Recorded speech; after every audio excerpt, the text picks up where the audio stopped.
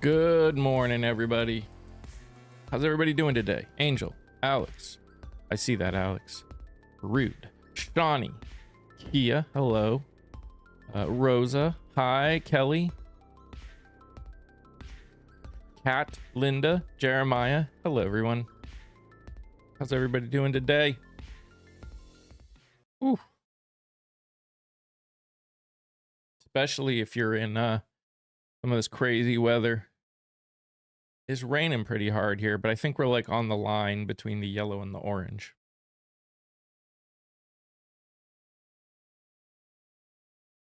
So hopefully we're in the orange. But hello, friends.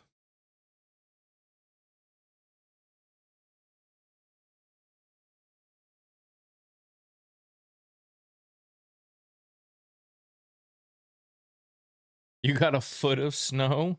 Dang. That's pretty crazy. Cold and it's Monday, but I woke up, so I'm going to be thankful for that. You know, sometimes that is all you got. Sometimes that is all you got.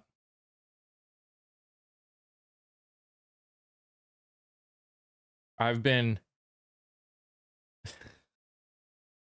bad weather down here, just rain. Bad weather down there, just rain up here. It's just rain.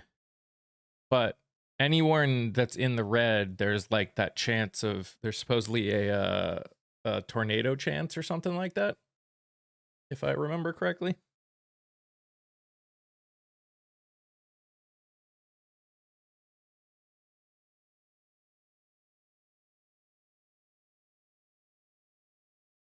Six inches of snow in northern Iowa, but temps feel like -22. Yeah, the cold front coming behind it is what's going to be really wild.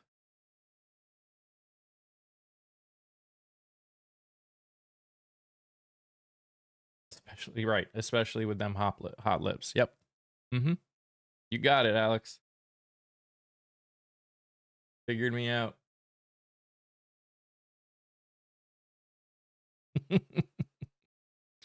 Just found out my government wants to gut our Medicaid and Medicare even more, so I might be losing my OT completely.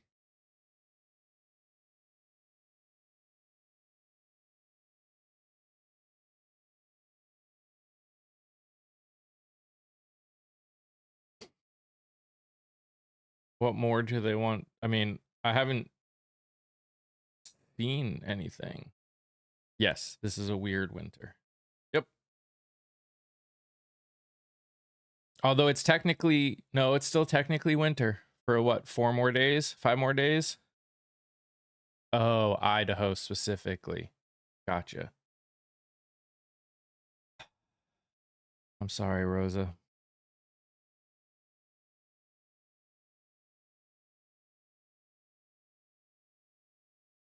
Hey, Laura.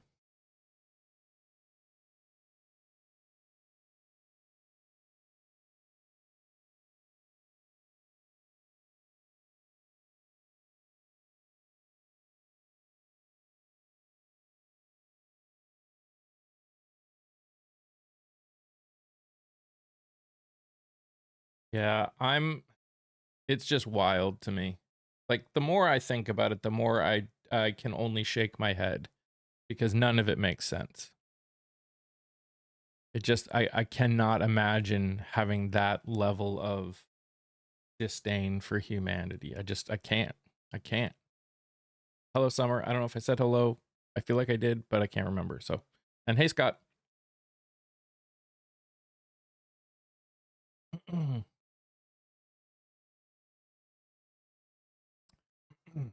But yeah, I've been trying some new things, like trying to get more people to subscribe and follow and support financially. That's why I was late, because I was like super focused on that.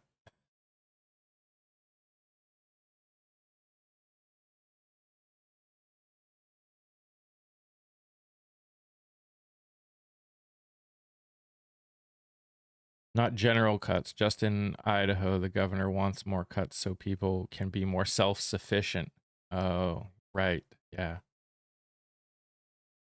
Have I decided about my schedule for the week yet? I have not. Not completely.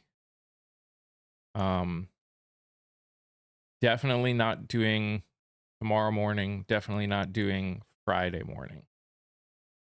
Still unsure about Thursday.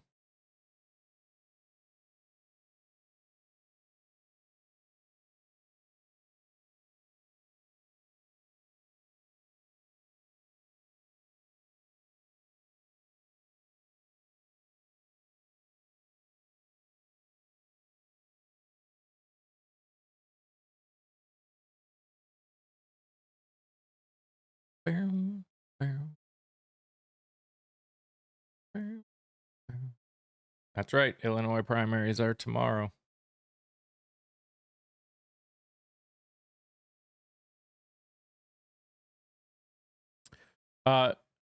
Tuesday mornings are not going to be happening in general going forward. I'm going to be doing lives in the evening on Tuesday. Friday is just this week because my wife took the week off. So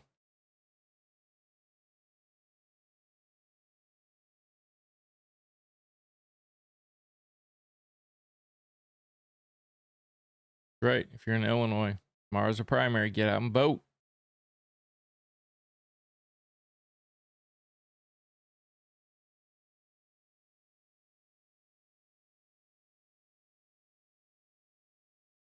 I'll be interested to see what happens. Like that's right. I'll be interested to see what happens tomorrow because it's like I hope there's a lot of like I hope people that weren't high up on the list from the media like kick some butt. Like I think that would be the best thing for our elections right now.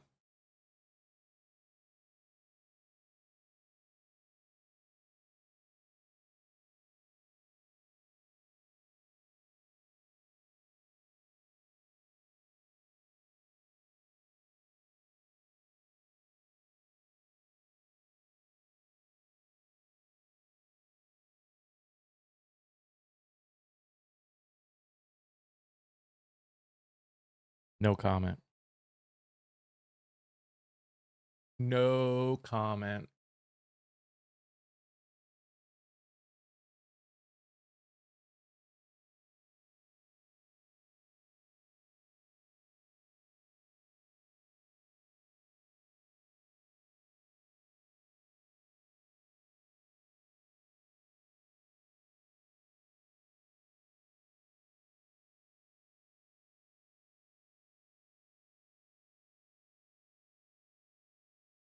Yeah.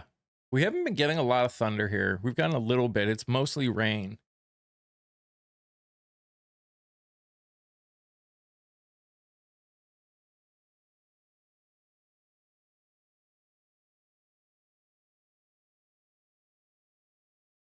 But guys, this news right here,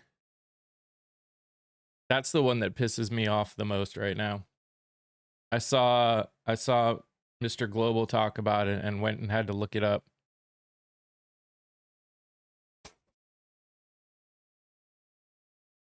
I don't think she would add that song to her playlist.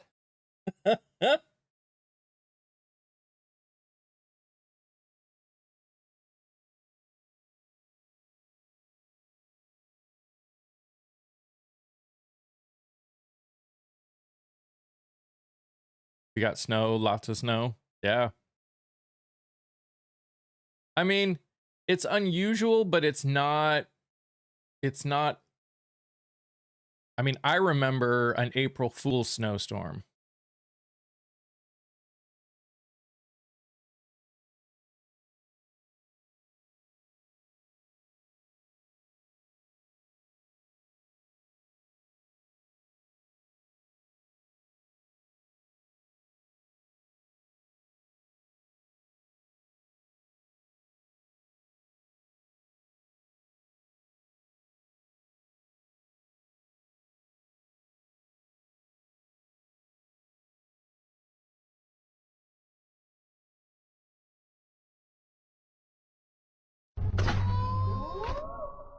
Thank you, Laura.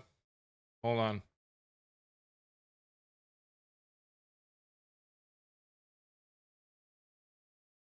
Kia is always right.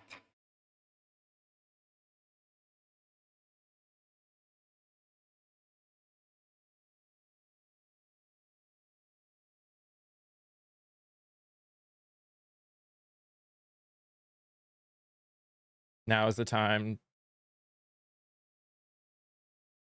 to order summer clothes if you need can, because there are sales since it's still snowing. There you go.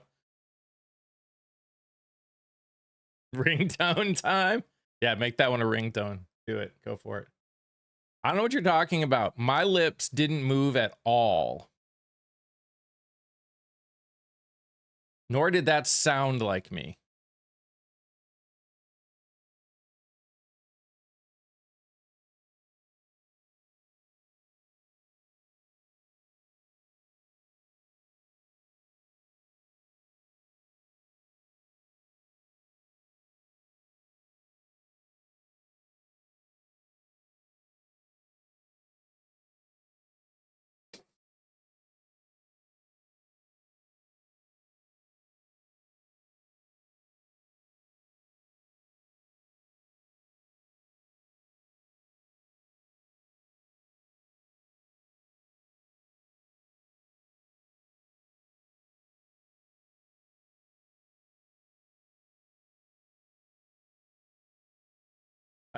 You can't, there's no proof. You didn't see my lips move, and it definitely did not sound like me. No proof. No proof didn't happen.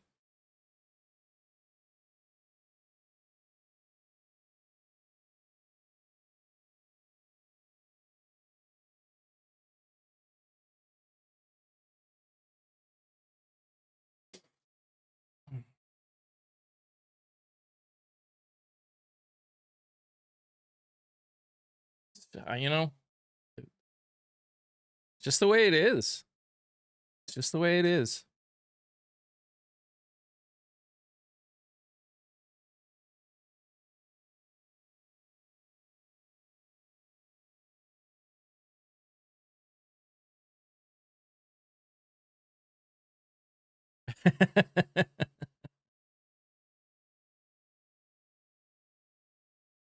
I don't know what to tell you. I don't know what to tell you. You're right. It is on YouTube. You can VHS and rewind it. I dare you to show my lips moving.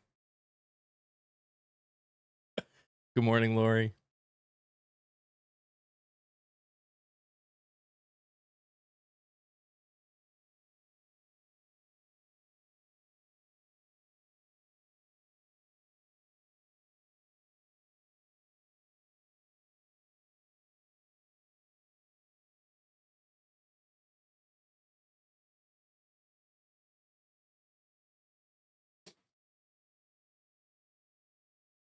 Hello, Joseph.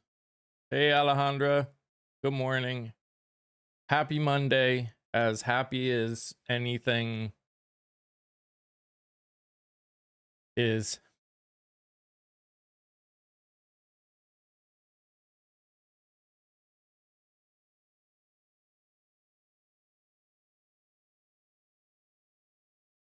How's your weather? Rainy. Very, very rainy. Hey, Heidi. I wish it would be under better circumstances. Me too. Me too.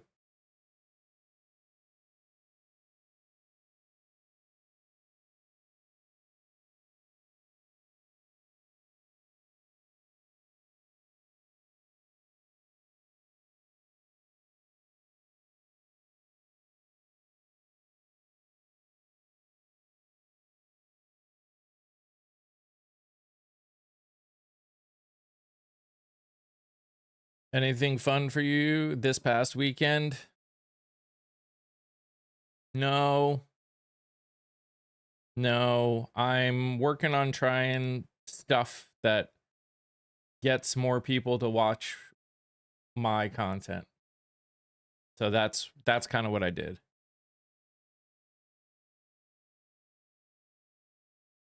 I did hear the DOJ is going to receive a criminal referral for Gnome this morning. Dang. Stocks crashed? Did they? I have not looked at them today. NASDAQ has. Dow and SP are up, but you know, there's still plenty of time. News will come out and chances are it will change. Not the NASDAQ, but Dow and S&P are.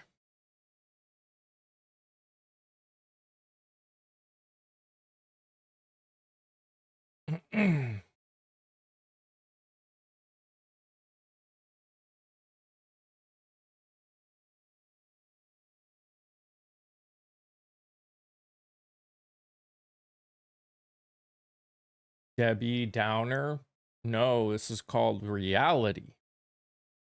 I talk about reality.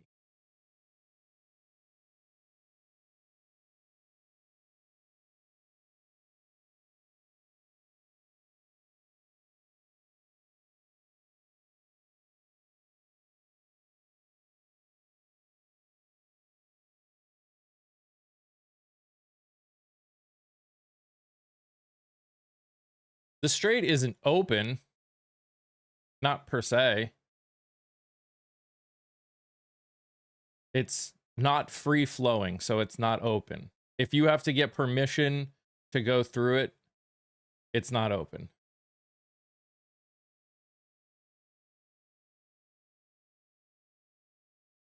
They have allowed specific people to go through it. But I would still argue it's closed. I mean, that's my opinion on the Tucker Carlson issue. I don't know what the Tucker Carlson issue is.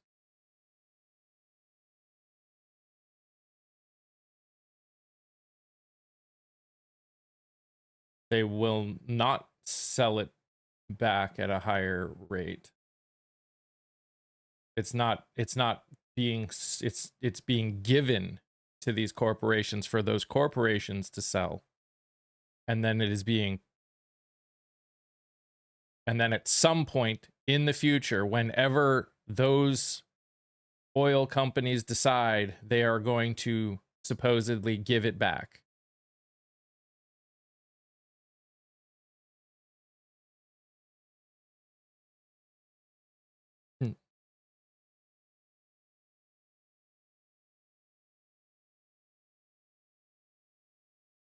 It's not being replenished. We're not getting any money for it. What money are we getting from selling it? We're not. We're giving it away. Do you understand how things work? We bought that oil. And we're giving oil companies massive profits by just giving it to them and letting them sell it.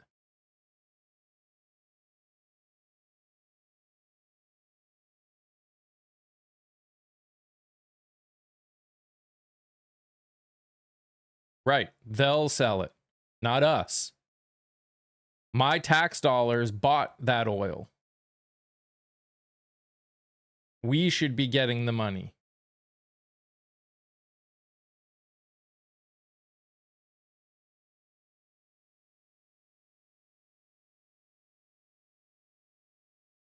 Okay, I'm confused as to what I'm confused. I'm just worried about the boots on the ground. It's understandable. I would not be surprised if those Marines are gonna go on that island. If I were a betting man, that's what I would bet. Hi, Shell. Thank you guys. Kelly, hello, friend. Sorry, I forgot to say hi. No allies are supporting. Not yet. Nor do I expect they will until the last moment, when things get really bad.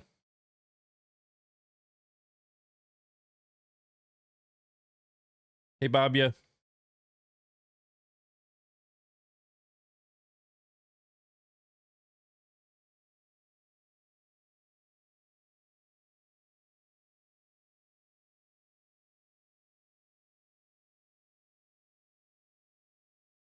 Hello.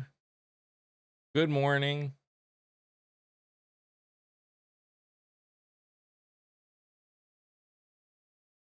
Of course he's demanding that meme.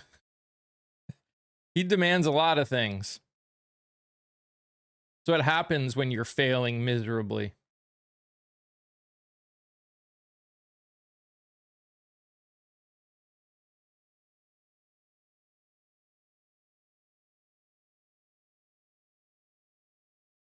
That's what I was saying, Scott. Yeah.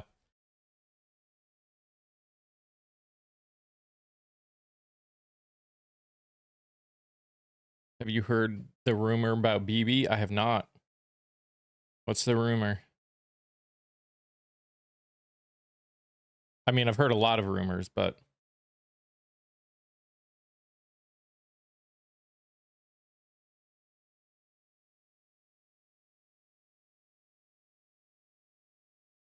I have not heard that rumor.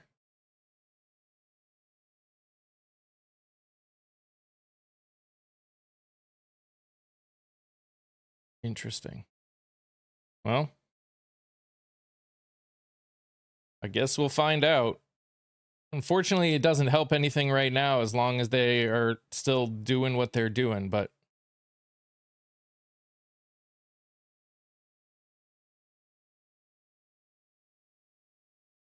multiple countries have expressed they believe he's gone.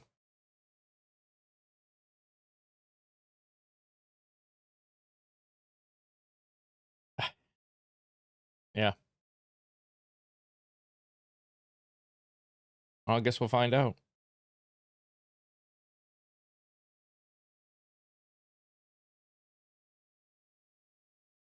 Or he started this and then hid. Also a possibility.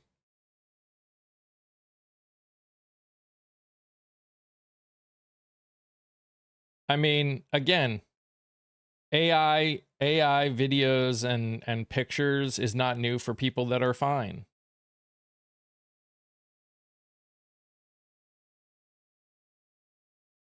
The picture they showed drinking coffee. I heard about that, Carol. I remember hearing about that, the 6-finger thing.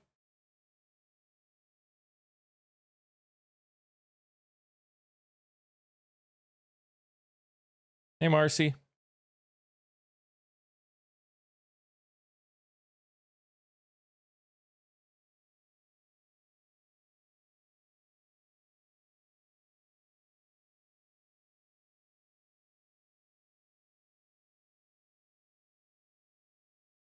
I heard that last night, but not from a reliable source. Thank you.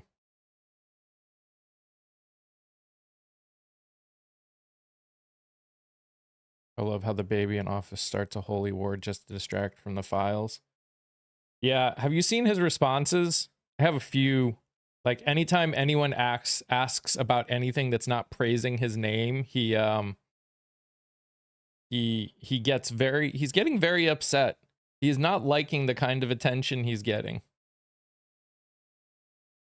Also, the FCC is threatening to take away licenses of people that don't start talking good about this administration. I thought that was very interesting.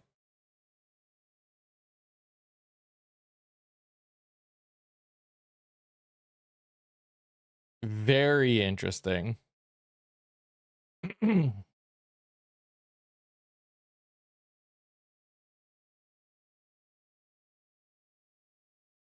Do you think the video? I'm very interested about that video. The video of Secretary Bessent being shaken was about. Like his response was wretched. That was wild. That was wild.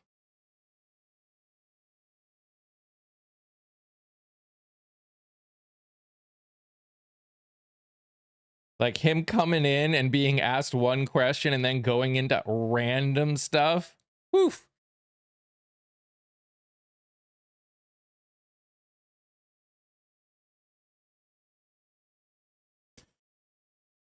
I mean, do some of them think they are? Wouldn't surprise me.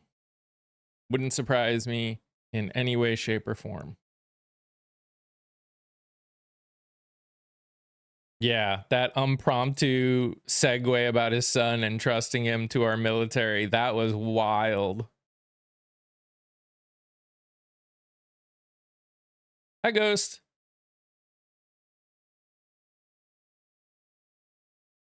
Nationalism back on the rise in the country as a whole? I don't believe it is.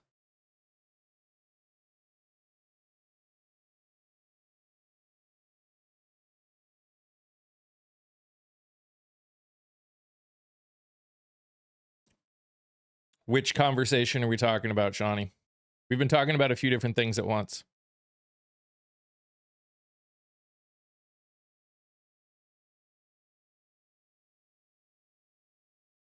Isn't soothing concerns? I'm not concerned about the draft. Now, again, I'm not of age anymore for it. So I guess maybe it's easy for me to think that, but I don't think we're going to have one.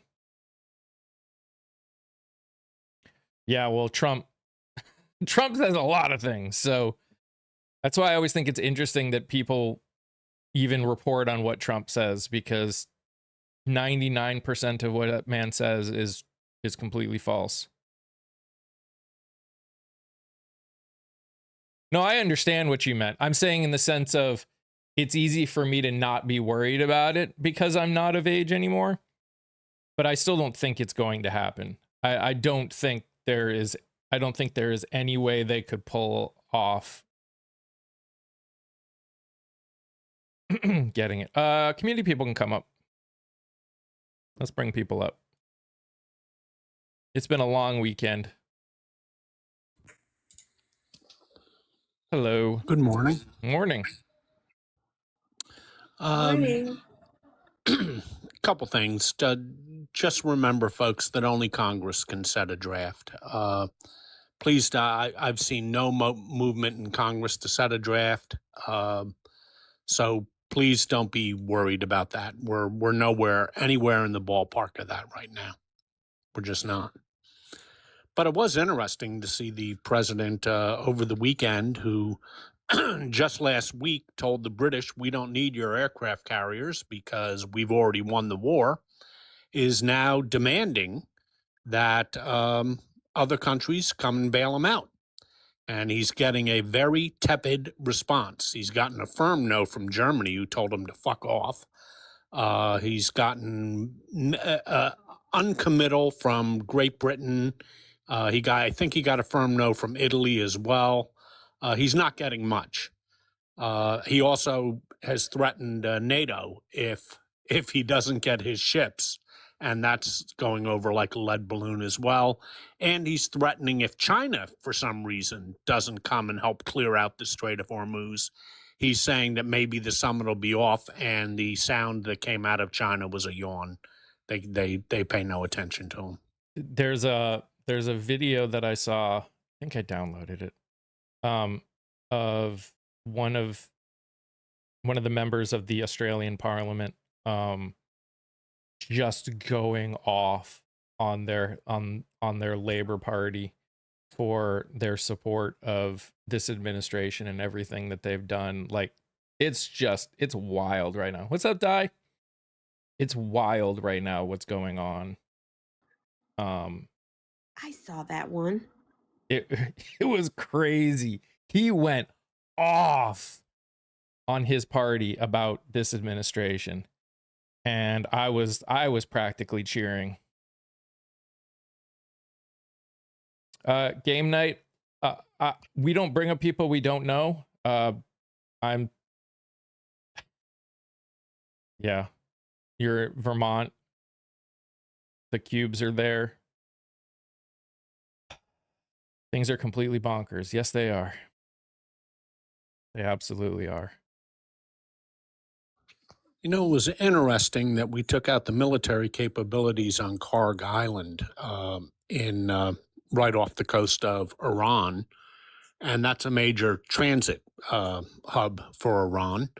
And we left intact the oil infrastructure because we don't want to deplete the world's supply of oil even further.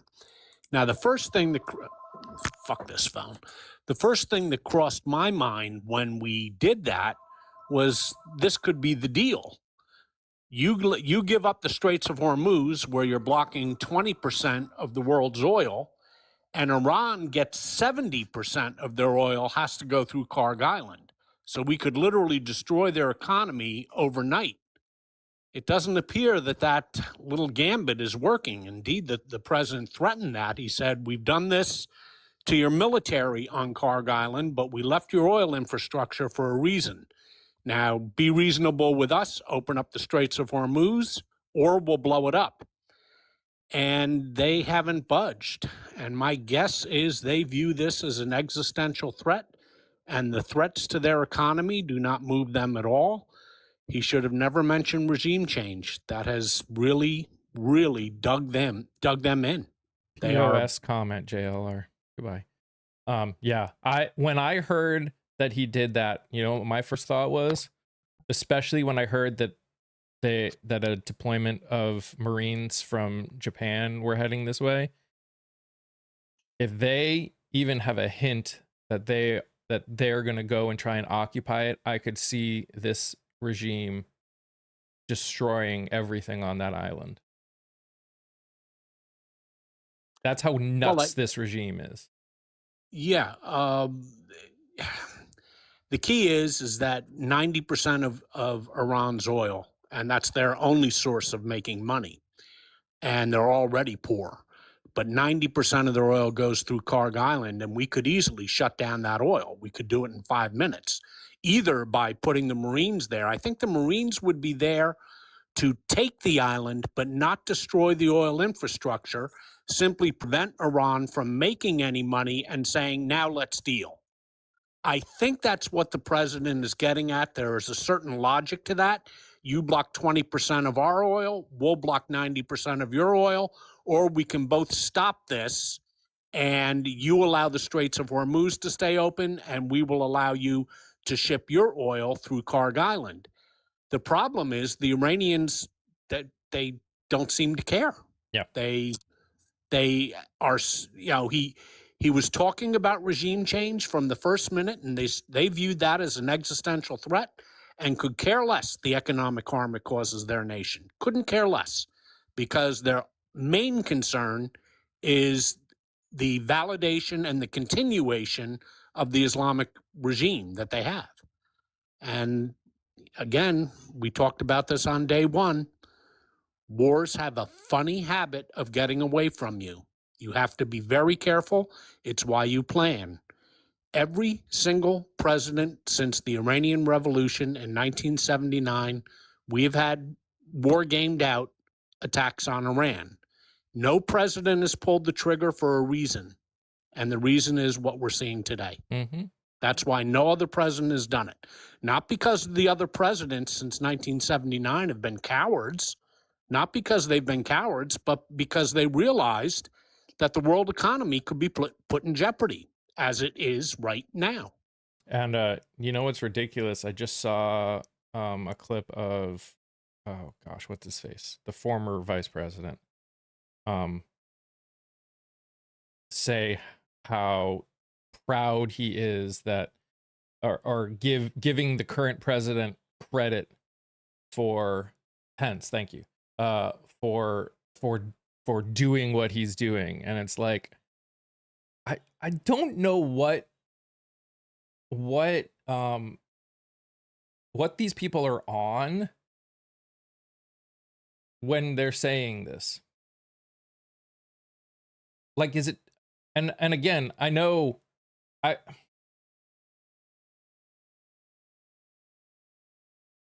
do they really think that things are just going to like snap back and everything's going to be good? What do they think is going to come from this? And how is it any different than the last 2 times we tried to do what we're doing in other countries?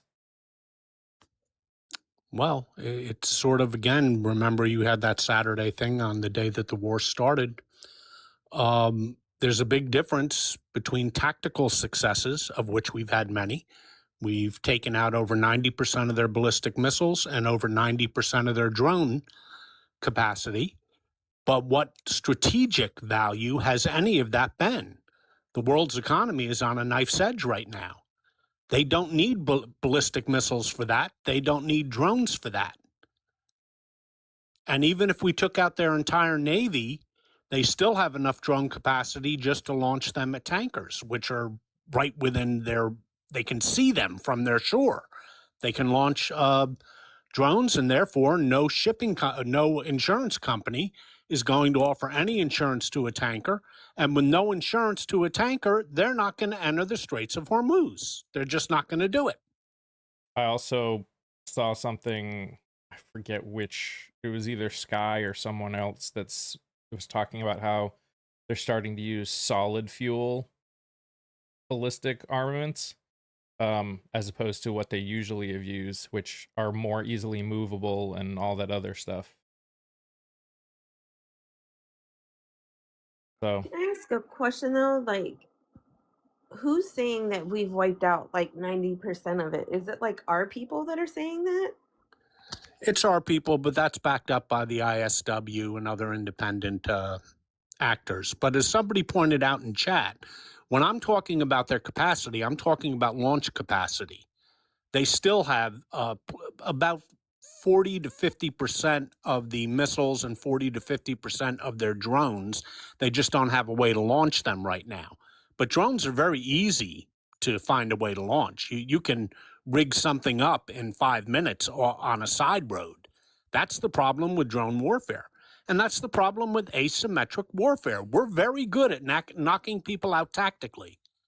But it's the asymmetric warfare that gets you. And that's what the Iranians are very good at.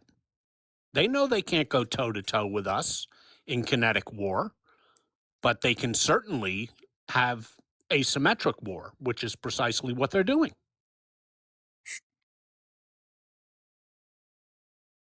yes, And I just wanted Traveler. to ask, I'm sorry, I just wanted to ask just because I just don't believe anything, you know what I mean, that they say that's not backed up by other people who don't have anything to do with them. That's all. Yes, Traveler, the world economy is facing a possible collapse depending on how long this goes. That is the unfortunate reality of what this administration has done. Yeah, and there's a few reasons why that have gone over in multiple sources. The Middle East capacity for storage is already full. Therefore, they're going to have to, probably this week, actually, week 3. Yeah, this is week 3. They're going to have to start shutting down their production of oil. And the problem is, once you do that, it takes 6 to 8 weeks to get it going again. So even if the war ended tomorrow, we're going to have at least 2 months of interrupted supply chain, and probably a lot more. That's assuming everything goes perfectly. Correct. That's assuming that they're able to get it back open. And again, I know that a lot of people are saying a lot of things, but if there's one thing that we all should know, and from past and future wars and everything else, is when we say something is going to happen, there's no guarantee any of this is going to happen. Yes, they should be able to come in. They should be able to open it back up. Who knows? All I know right now is we're in trouble, and countries across the globe are reducing their oil usage because they know what's coming. And hi, Di. Hi, everybody. Hello. Good morning. Good morning. Good morning. Hello, Scott. Hello. Speaker of lots of knowledge. Appreciate that. Oh my gosh, this situation is so tough. One thing I've noticed, though, that I've not remembered seeing before, maybe it's because of how social media is now, but I've been hanging out with some military folks. Now, apparently, if you're active duty, you're not allowed to actually be on a TikTok live. I didn't know that. So most of the people that I'm talking to are retired or no longer active duty. But I have to, oh, thanks, Lou. I have to share. My goodness, you get 10 like soldiers on a panel, 2 are Marines and 2 from all the others. They're pissed. Oh, yeah. They're so pissed off. And I feel like if I just listen and try to figure out all the different directions that have angered them so much. And my heart breaks because a lot of them have kids now that are over there doing who knows what because the government doesn't know what they're doing. Yep. Yeah. I mean, I've said this before, probably about 75% of the people that I have interviewed so far of the 100 are former military that are running because they're and that was even before what happened in Iran. Iran just made them even more mad because I've been reaching out to all of them, and so yeah, it's bad. I think it's great, though, that we make sure to give a voice to our military. So going in with those kinds of numbers to talk with people, nice work, dude. I appreciate that a lot because it's nice to get their perspective. Yeah. Yeah, Di, to your point, Di, Mhm. I've been around a while and I've studied military history my whole life because, I'm a history buff and was a history major in college. Um, I've never seen any war that the United States has entered where our president has not articulated what an end game is. We have Yes. no articulated end game. We have no plan for an end game. That is now obvious, but it was really obvious from day one. You had at least, I counted 10 different things that the president said himself as our goals for the war. And that doesn't include what Hegseth was saying, what Rubio was saying. We're getting all sorts of conflicting signals, and it's pretty obvious. We got started in a war with no defined end game, and that doesn't end well when you do that. Well, And I right. It think just shows incompetence, doesn't it? Yes, it certainly does, and that's what we're seeing here. And we've known that since day one. I mean, take a look at his cabinet. We have an incompetent president surrounded by incompetent people. We have no national security staff to speak of. They've all been fired and they haven't been replaced. Our counterterrorism units in the State Department have been denuded. The same for the Department of Justice. Yeah. That You're is right. not a good situation to go into war at. Have we sworn in the new Homeland Security person? No, that person has to be, as you well know, has to be approved by the Senate. Right. I wasn't sure. A rumor has it they're going to be dinking it around with the Voter Registration Act this week just to kind of stir up trouble with the SAVE Act, which, Scott, I'm sure you know is just ridiculous. So I wasn't quite sure when the plan was to get the next dude back into the cabinet. I don't know I'm not quite sure what any of their plans are, Di, because they change by the hour. You're right. Some aren't even a plan, they're just a concept. They're all concepts. what I was gonna say before we get away from that part of the conversation is, of course, people are pissed off because, like what you guys are saying, it's really easy for someone who has nobody attached to what's gonna happen. It's really easy when you're literally getting to dictate what happens to these other people's lives when it's never gonna affect you personally. These are not the children of his cabinet members and his friends and stuff that are going to be going. Yep. Oh, I agree. And I think it shows the difference between a leader and a title. I think a leader would come in and say, look, I'm in charge of, these kids and I'm trying to make sure everything's going the right way versus a title. Like, what kind of experience do you have to be a cabinet member? Apparently none. And so that title's what he's taking and running with versus actually being a true leader in a situation. Yep. Yeah, and Joseph, please don't worry about that. We will have midterms. There are a lot of concerns about how the midterms will be conducted, but we will have midterms. That we've never canceled an election in American history, and we will have them. Now, let's be clear. This administration is going to do some shady stuff to try and give themselves the best chance of winning in their mind. But there is going to be midterms. Oh, I've yes, been quite I've been right. Have you gone through the Voter Registration Act, Scott? I'm wondering. No, I have not had a chance to, Di. Okay, well, I'm not judging. I'm just trying to pull all of the laws. There's so many laws. There's so many laws. I just started reading through it and I was like, it's actually not very easy to get registration for voting.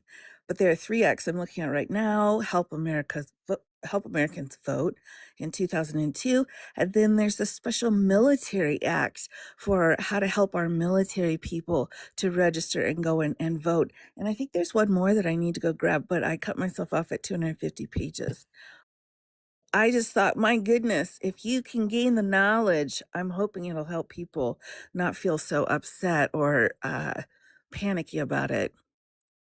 Should Yeah, I have gone 500, Mike? Is that what you're laughing at? Yes. Yeah. Yeah. yeah, you should have. Better you than me. Me? We never did a war on feeling either. Actually, I would argue we did.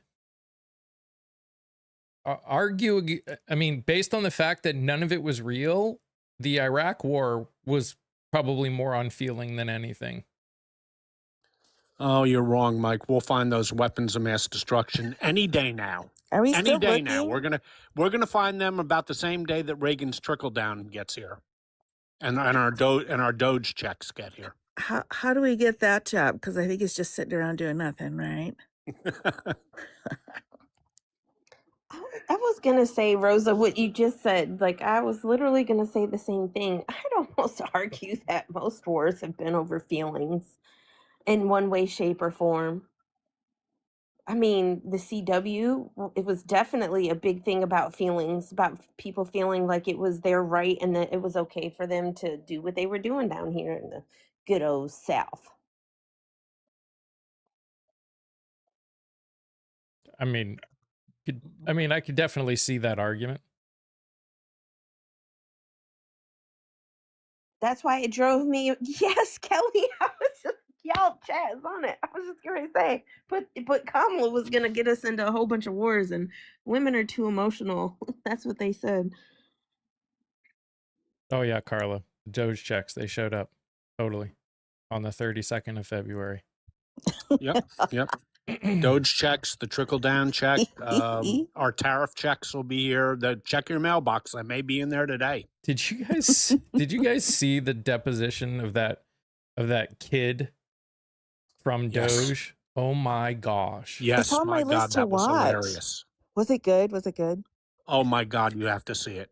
Just Google it. You'll find it in 2 minutes. Woohoo! They used Chat GPT to decide what what's the word? They used Chat GPT to decide what things should get cut.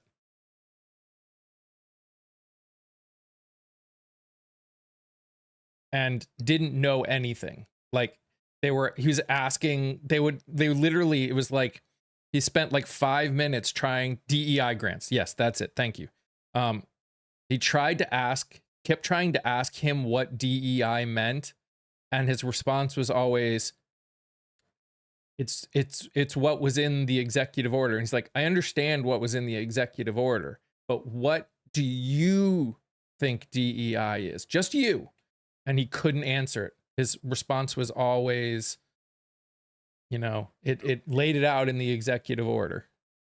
And the funny part also was when they asked what experience he had none, of course. Of course. In any governance whatsoever, or any other job whatsoever. Like Dairy Queen. I kept waiting for Domino's or Dairy Queen. It's like, dude. Yeah. Well, anything. literally died. That was about his experience level. So he Yikes. said, well, you can read books that tell you how to cut government spending. So the lawyer obviously asked the next question. Okay, what books did you read?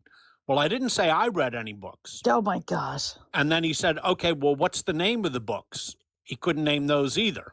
Oh my gosh. And he said, and then the witness then said, well, let's just forget about the books or something like that. After he brought up, and meanwhile, his lawyer, the kid's lawyer is going, objection. She's just, you could see her face slapping right there, banging her forehead. Uh-huh. Oh, talk about a witness who goes sideways. They are so freaked out as a whole in this administration right now. It is wild, and you can see it in every one of their responses everywhere. I've got video. What was it? Let me find it. The whole Scott Bessent thing, that interview where he got pulled into the Situation Room, came back, and was like, that's pretty rare for someone to get pulled out of an interview to the Situation Room. You know, how's the president doing? Is he all right? And he goes, the president is great, and I just want to say that my son is looking at joining the military, and I think everything, like, he just started going on random stuff, and it was wild. Wow. I heard a rumor. I'm going to write that down so I don't forget to look it up. It's very brief, but it's so amusing, and by the way, so indicative of how this administration operates. It is the Trump administration in a nutshell. That video. But where is it? Oh, can you say why? So a journalist asked him as he was walking out of somewhere, why we're sending 5,000 Marines and sailors to the Middle East. His response was, "You're a very obnoxious person." And then another person asked, "Do you have a comment on the 6 U.S. service members who lost their life last week?" And ignored the question and just went, "Who else?" So gross. And then later that day says, "There's nobody that's better for the military than me." Well, he knows a lot about it. I mean, he has experience as a 5-time draft dodger. Yeah. And he has plenty of experience saying that people in the military are suckers and losers. So he's definitely the man you want as your commander-in-chief. No doubt about that. One thing I have to say about the legal world is that everything goes so stinking slow. You know that, Scott. But in the moment right now, they're like, "Ooh, I'm going to say whatever I want and get away with it." But you're going to still have to go through the process. Like, we haven't even started it, but I've no doubt that karma's going to be coming back around here. Yeah. I mean, again, I think there are days where it feels like they forget that the internet is forever. And it's even more that way now than it was, 20 years ago. You think it's because they're old and they don't understand it? I mean, I don't mean age discrimination, but maybe just not worked with it very much. Yeah. Yes. Oh. Blue Dream. The Strait Blue Dream. of Hormuz is fine Yes. as long as Iran stops. Oh, Blue Dream, that was the best comment today. I forgot all about that. Hegseth goes, "The Strait of Hormuz is fine as long as they stop bombing our ships." Wow, okay. Yep. They're just Very eloquent. And the FCC threatening to take away the licenses of media companies that are saying bad things about this administration. That was fun too. Well, good luck with that. Yeah.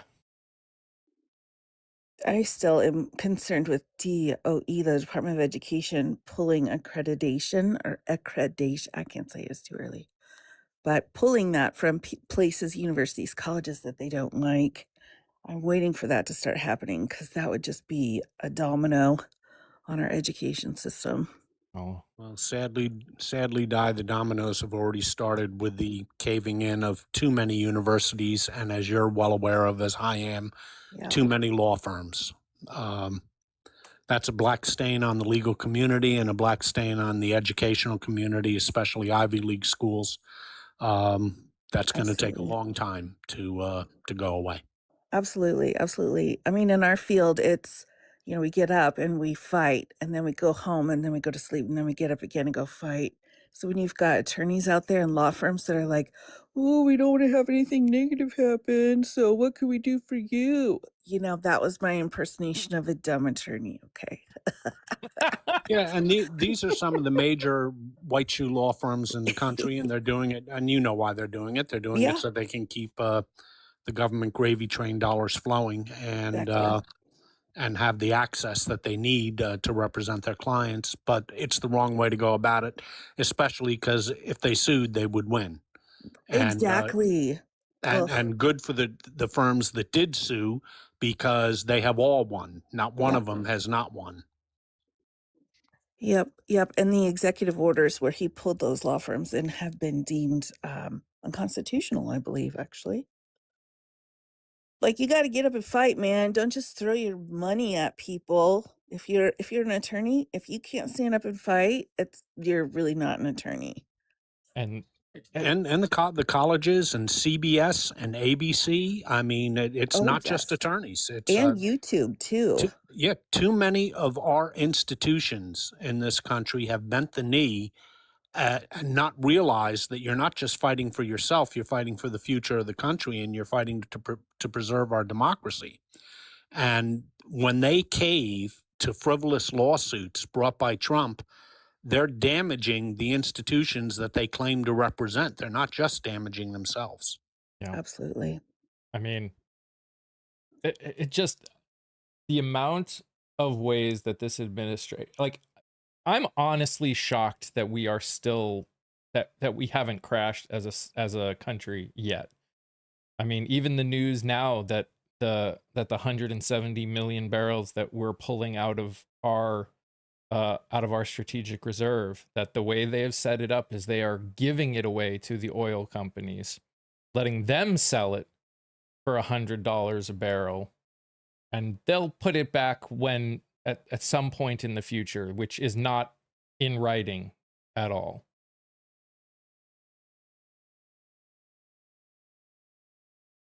We're not getting anything. Our tax dollars bought that, and we are giving it to a company to sell. Companies. Right. Oil Just companies are the in amount, big trouble. it's like the amount of complacency and complicity, and just like people are just like rolling over left and right and just willingly, and it's just like it's so gross to see on so many levels. And then you still have people sitting there talking about, but we can't raise their taxes. Yeah, I agree, Kia. It's because again, I have to repeat the point that I made before. They're not just representing their own company; they're representing their industry, and they're representing the long term interests of our democracy. And when they cave like that, that weakens the guardrails of a functioning democracy, of a participatory democracy, and that's that has implications that go far beyond the individual case, go far beyond the Trump administration. It weakens our very sinews of our government. Absolutely. You know, one thing I noticed when I was much younger, the French side of me was like, why doesn't everybody just like revolt if there's a problem? Why can't the people get up and say, hey, and take back the reins of their government? And as I continue to watch what's happening in this country, I'm like, oh yeah, this is why. This is why that doesn't happen. It doesn't happen unless you make it happen, and people are not making it happen. And I mean, you got to remember, we've got a large chunk of these states are as big, if not bigger, than, the countries in Europe that did that. Like, it's not, it's not just easy to for a country to do that, for our country to do that. We're so much larger. Stole that 2 billion to pay towards the deficit. Oh, I know, Aaron. This, even You the know, even the that oil refinery that they're building, that he's trying to take credit for, um it was it this that refinery was actually started under the Obama administration, and the company that was doing it went out of business because of the Trump administration under his first term. And then the Biden administration was able to get someone else to start the process, and they just finally got to the point of doing it right now. So this administration is the only reason we don't have one already, and did not have any part in making it happen, and yet he's still trying to take credit for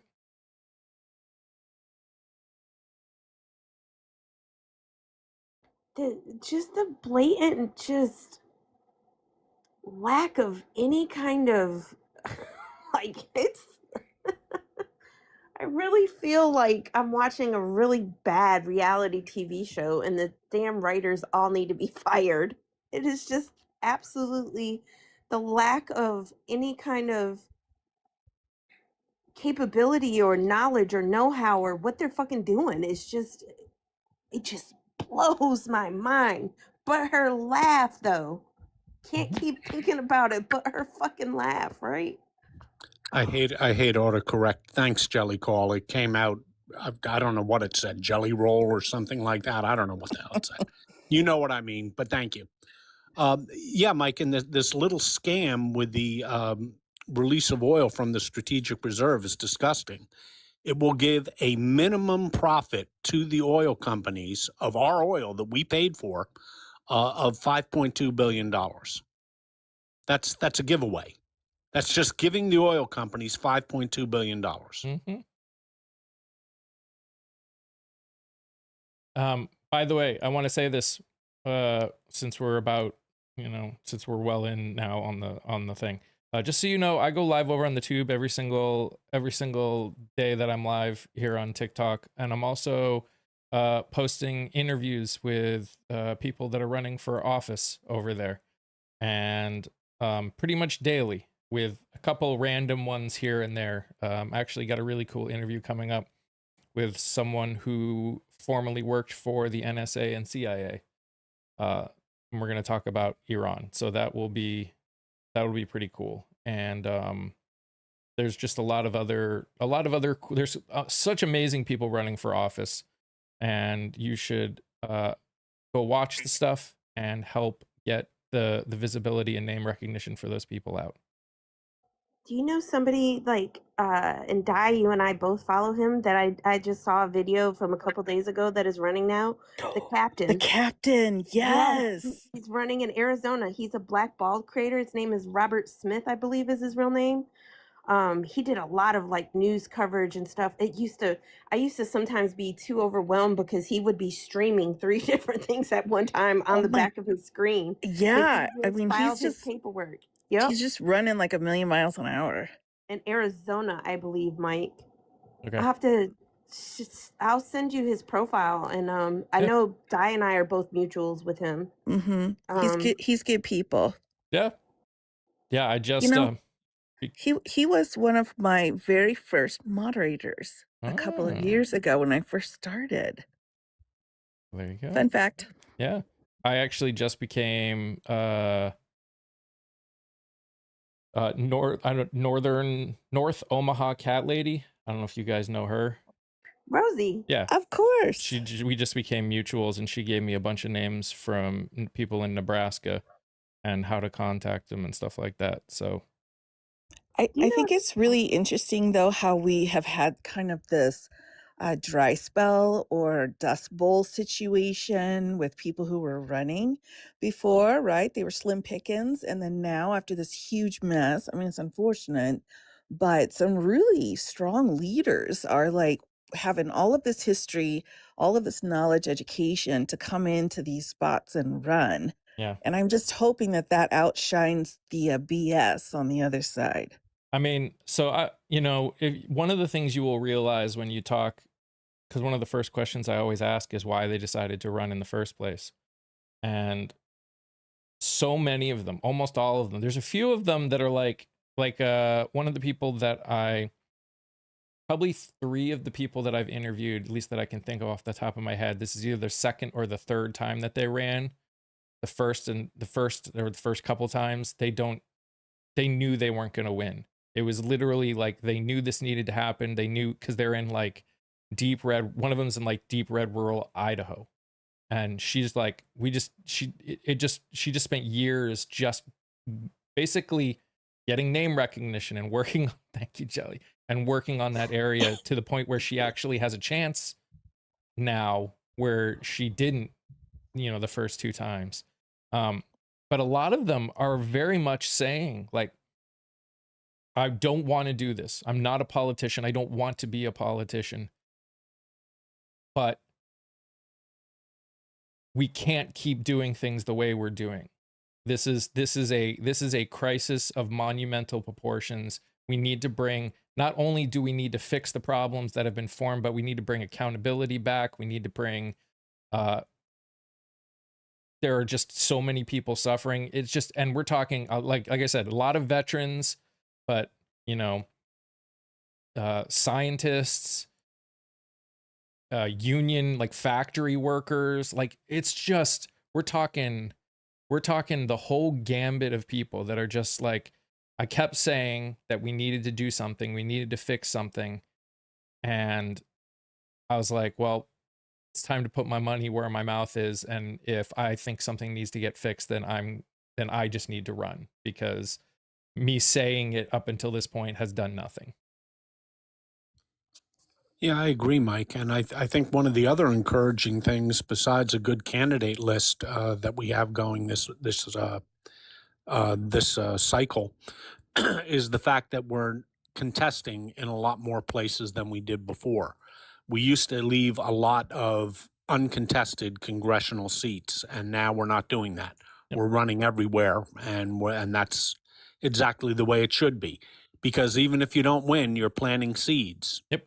That will grow later. Yeah, in Texas for the first time, there's someone running under the Democratic ticket in every district. That's fantastic. Again, how it should be. I agree. I think people got really lazy, and we can kind of see what happened. Well, frankly, Di, the Democrats got really lazy. The Republicans have been doing that for a while, and it's paid off a bit for them. They did quite well in 2024 in New York and California. They didn't give it up, and they kept trying, and they flipped a few seats. They flipped a lot of seats in Southwest Texas. And the Democrats learned from that, and finally, they're fighting it out in every seat. Oh, it's an R30 seat? Doesn't matter. We're going to run in it. If we lose, we lose, but we're going to run. Right. I had forgotten who said this, but I think it was like the chair for the Democrat, whatever, blah, blah, blah. And one of the first things he said was, the thing about the Democrats is we're helping and we're getting elected to these positions, but we got a lot of other stuff going on in our lives. And just basically saying that the position that people are running for isn't as important to the Democrats as it is the Republicans, by using this, well, the Republicans don't do all this other stuff and we do, trying to take care of the world or whatever. And I thought that was really like, really? Is that how people see the Dems? That they're just living their own lives, and if they feel like tossing their hat in, they will, but if not, whatever, and they just move on down the road. I mean, there's a lot of different views of what Republicans have been taught about Dems, but yeah, I mean, there's a reason elitist became that general idea for people on the right about Democrats. I remember about a year and a half ago, it was actually Kia, really got mad at the Democrats one day and said, why don't we go into areas where we feel uncomfortable? We need to be going into the areas that we don't poll well to give our point of view there. And that was a good point. And the Democrats are finally starting to do that. Yep. Yeah. Hang on, I got something right quick. Hang on. Oh. Sorry. Hang on. Tia is always right. Sounds like an alien to me. It was you. Did that movie win an Oscar last night or something? Yes, it did. Yep. Yeah, he had to say it on the other side. Ooh, Di, are you showing us nails? Yes. Can I make it bigger? Several people were asking about him. Can I make it bigger, Mike? Yeah, you can make it bigger. He's so sweet. Oh dear. Look at that. With all due respect, Di, what is that? St. Patrick's Day. Am I blurry? There we go. No. Oh, your nails. Okay, got it. Yes. Yeah. They're beautiful. Yes. They're very lovely. I thought you were holding a pet, and I was going to say, what is that, a pet elephant?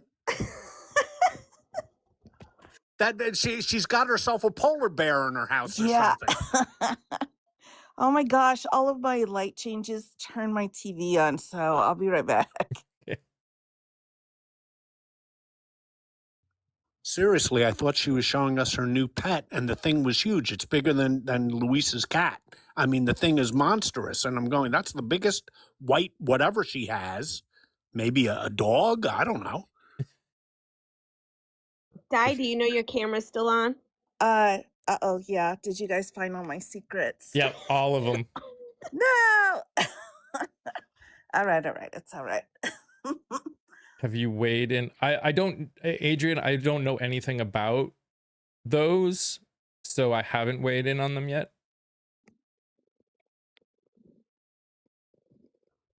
And Adrian, we have to remember that, to my knowledge, the only person really reporting the story is Tucker Carlson. So take that with a huge grain of salt. We'll see what happens. But you know what I almost think though, Scott, the thing is like people that were once so rah-rah for him coming out and doing things like that, it almost, the sad and crazy thing of it all is that I think I almost would believe him before what the government says at this point. And that's the crazy thing about it right now. It's not too crazy because I was thinking the same thing. I was Okay. listening to him and I'm saying, you know what? I actually believe him this time. It wouldn't shock me. Look, these guys all get upset when they find out that the leopards are actually ripping off their faces now. Like that Crenshaw guy down in Texas just had a big long post about, he just lost his primary, about how bad conservative media is. You hypocritical son of a bitch. The only reason you were ever elected is because of conservative media. And now all of a sudden you're upset. You're saying conservative media lies. Well, you didn't mind it for all the years you were in Congress and they were supporting you and you were perpetuating those lies, Mr. Crenshaw. And now all of a sudden he found out that the leopards came for his face and he's upset. Well, F him. Well, Scott, I'm wondering, how do you really feel about the situation now? I haven't liked that fake guy. Look, he got a lot of sympathy for a slightly off-colored joke with Pete Davidson on SNL about 5 years ago. But they rode that pony for so long. Oh, the Democrats are ableist. They're this, they're that. Oh, come on.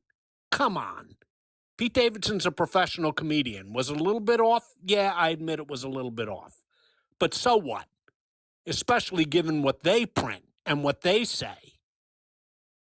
Yeah. But it's crazy though. They sit there and they whine about the comedians now. Like, have they never heard like old school, like Eddie Murphy on Raw and stuff like that, and the things they used to say and how raunchy it used to? It's just No, Kia just made me feel old by calling Eddie Murphy old school. I remember Richard Pryor. So I even remember Lenny Bruce. We're really going back. I remember Brewster's Millions, but that's about as far back as I can go, Scott.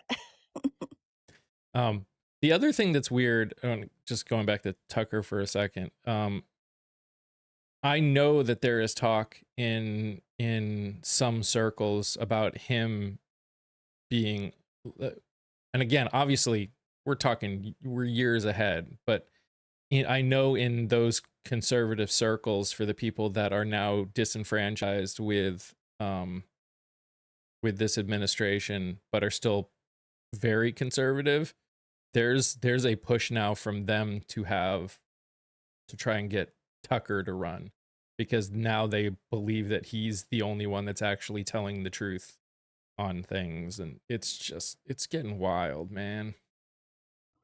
Well, we had this discussion a long time ago. We talk about the differences within the Democratic Party. I've been following politics for an awful long time, and the differences between the furthest right Democrat and the furthest left Democrat are minimal. They are so minimal as to barely even be worthy of talking about. I've never seen the Democratic Party not ripping itself apart, except for now. Most of the differences on the major issues among the Democrats are minimal. Not so the Republicans. There is a world of difference between the tech bros and the working class voters that form their base. They have completely different goals. They have completely different aspirations. And once the overriding blanket that covers up those differences in the Republican Party, namely Donald Trump, once he's gone from the scene, they will be at each other's throats, and there will be a civil war like we haven't seen, an intra-party civil war like we haven't seen in a long time. Yeah. Well, And that's coming. I'm wondering, Scott, what about the third party? We always have these issues in the Dem side, right? If a third party candidate's running, we're going to lose. But what about the Republicans' third party? That's exactly what I'm getting at. They have a lot more schisms in their party. Democrats aren't clamoring for once for a third party. Centrist, progressive, take a look at their positions on the policies. You can flip a coin. A dime is too thick to split them on policy differences. I mean, we just had a race in Texas. On policy differences, there isn't a dime's worth of difference between the two of them. And certainly differences in temperament and personality, but not a dime's worth of difference on policy. And that's basically it with the Democratic Party. Sure, there's some differences, but they're not on the big issues. On the big issues, the Democrats are pretty united. And the Republicans, yeah, you might very well. I mean, you have the Bush Republicans. There's still an awful lot of those people, too, who are disgusted with Trump and just vote Republican out of, I guess I might as well. Those type of Republicans. There's going to be a big fight in that party. And yeah, that would create ground for a third party if it wasn't so hard for third parties to get off the ground in this country to begin with. That's why I don't think it'll go anywhere. Man, but there's going to be a lot of inter-party fighting. Why are people upset about an idea of a dime now? Jeez. It's like people just get upset about everything. That's my favorite coin. I said what I said. Hey. Whatever works for you. I don't know. I always liked quarters. I was obsessed with quarters as a kid. That's for all the rich kids. We only had I wasn't dimes. a rich kid. I wasn't a poor kid. I was a basic middle class baby boomer kid. All right. Well, that's all right then. But yeah, I mean, the next, what are we at now? 7 weeks before the Texas runoff election. It's already a absolute bloodbath over on the GOP side. For me, one of the things that just absolutely just irks my fucking nerves every time all these big runoffs happen is the amount of money that is going into this. Every time you hear this is the most expensive race in history and most expensive race in history, but we're sitting here bitching saying that we can't make sure that all the kids in our country can eat and that all of our veterans have health care and have a safe place to live. It blows my mind. Mm-hmm. Yeah, this is going to be $100 million race. $100 million. There are an awful lot of kids. Zach, very good point, Kia. There are an awful lot of kids in Texas who could eat for that. And with social media, you don't need that much money anymore. That's the laughable part about it. I mean, the presidential candidates could make bonfires out of $100 bills at a campaign event because they don't need the money. They're looking for places to spend the money. They've got so much of it. Mm-hmm.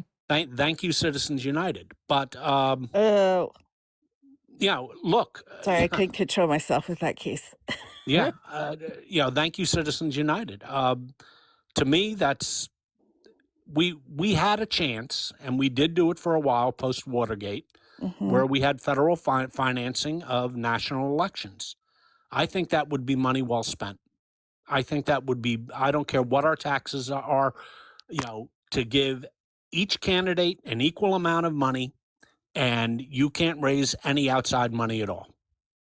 But that's not the law, and we have to live in the legal system that we have. But the result is exactly what Kia was talking about.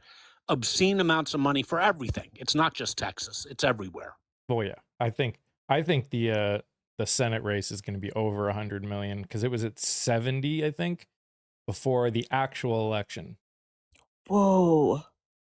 Cornyn spent 60 and Paxton spent 10. Oh my gosh. Well, we Yeah, do and just to Tallarico spent a boatload too. just to remind everybody, we do have a Citizens United constitutional amendment that is tucked away in the side for whenever we can kind of get control of Congress again, but it's ready to go. Just want to let you know. There you go. I can't wait for that. I would hope so, Di. I really would. Mhm. I mean, but you realize what the real problem with that is. Who gets most of the money? Incumbents do. So it's not in their fiscal interests to pass something like that. But there's always hope. There's There's always hope. always hope, and a new constitutional amendment, I think, would be great. But this is not a particularly good time because all the dingleberries on the other side also get to vote or whatever. So it could kind of mess things up a little bit, but fingers crossed. Darn You know, I was dingleberries. I was I was on a panel the other day, and I can't remember whose panel it was, whatever. And we were talking about, of course, immigration, and the Red Hatters are like, "Oh, immigration," and so the dude was like, "Well, they didn't come in with proper paperwork," and I was talking about the condition of the detention centers that they don't meet the minimum level for humane treatment out of the UN. They're violating international law. And so that person said, well, they didn't have their paperwork when they came in. And so then I said, so they don't get to be treated like humans. And then he said, they're not humans. And in that moment, I was like, I think we found one of the biggest problems we're dealing with here. Yes. I mean, just to see a human being and not acknowledge that they are a human being, I mean, that's dangerous and crazy. It's again, we've said this, they do it with a lot of things. This is what they have to do in order to be able to still be who they are. So they are told, you're stunned that surprised us. Why? I mean, anyone with a soul should be surprised that to hear another human being say that they aren't human. It it can be surprising and not surprising at the same time. But this is what they do. This is what they have to do in order to be able to do it, because they consider themselves the moral on the moral high ground in what they do. And if they look at them as humans, then they are no longer on cognitive dissonance, moral high ground. If they look at them as humans, then they cannot see themselves as morally good anymore. So in order to prevent themselves from seeing themselves, or prevent themselves from seeing themselves as not moral, they have to find a different way to justify it in their brain. So that's what they do. Absolutely. I think too in a lot of homicide cases, not all of them, but that happens as well, where the victims aren't human anymore, making it easier for that perpetrator to harm or unalive them. It's just like, what is the matter with people? That's a good question. That's the scary part about it. When you do hear, it sounds like I saw you were on Ethan's live panel the other day. It's probably something somebody said in his live because they say some of the craziest shit over there. They really do. I But was it like, is what's happening? that's one of the things though, and it's like it's not shocking, but it's like it almost because It's I like have said like it's just confirmation, wild to maybe. hear a person talk about another human being that way, and it's like to sit here and say that racism isn't a thing anymore, or that empathy is we don't have a lack of empathy, but people are actively saying things like that. It is so disgusting. But they would be this. I bet you they were the same ones that were screaming about having to wear a mask. Ooh, that's true. That is absolutely true. Well, speaking of that, Kia, did you see the Saturday Night Live skit on that? The Maha Hospital.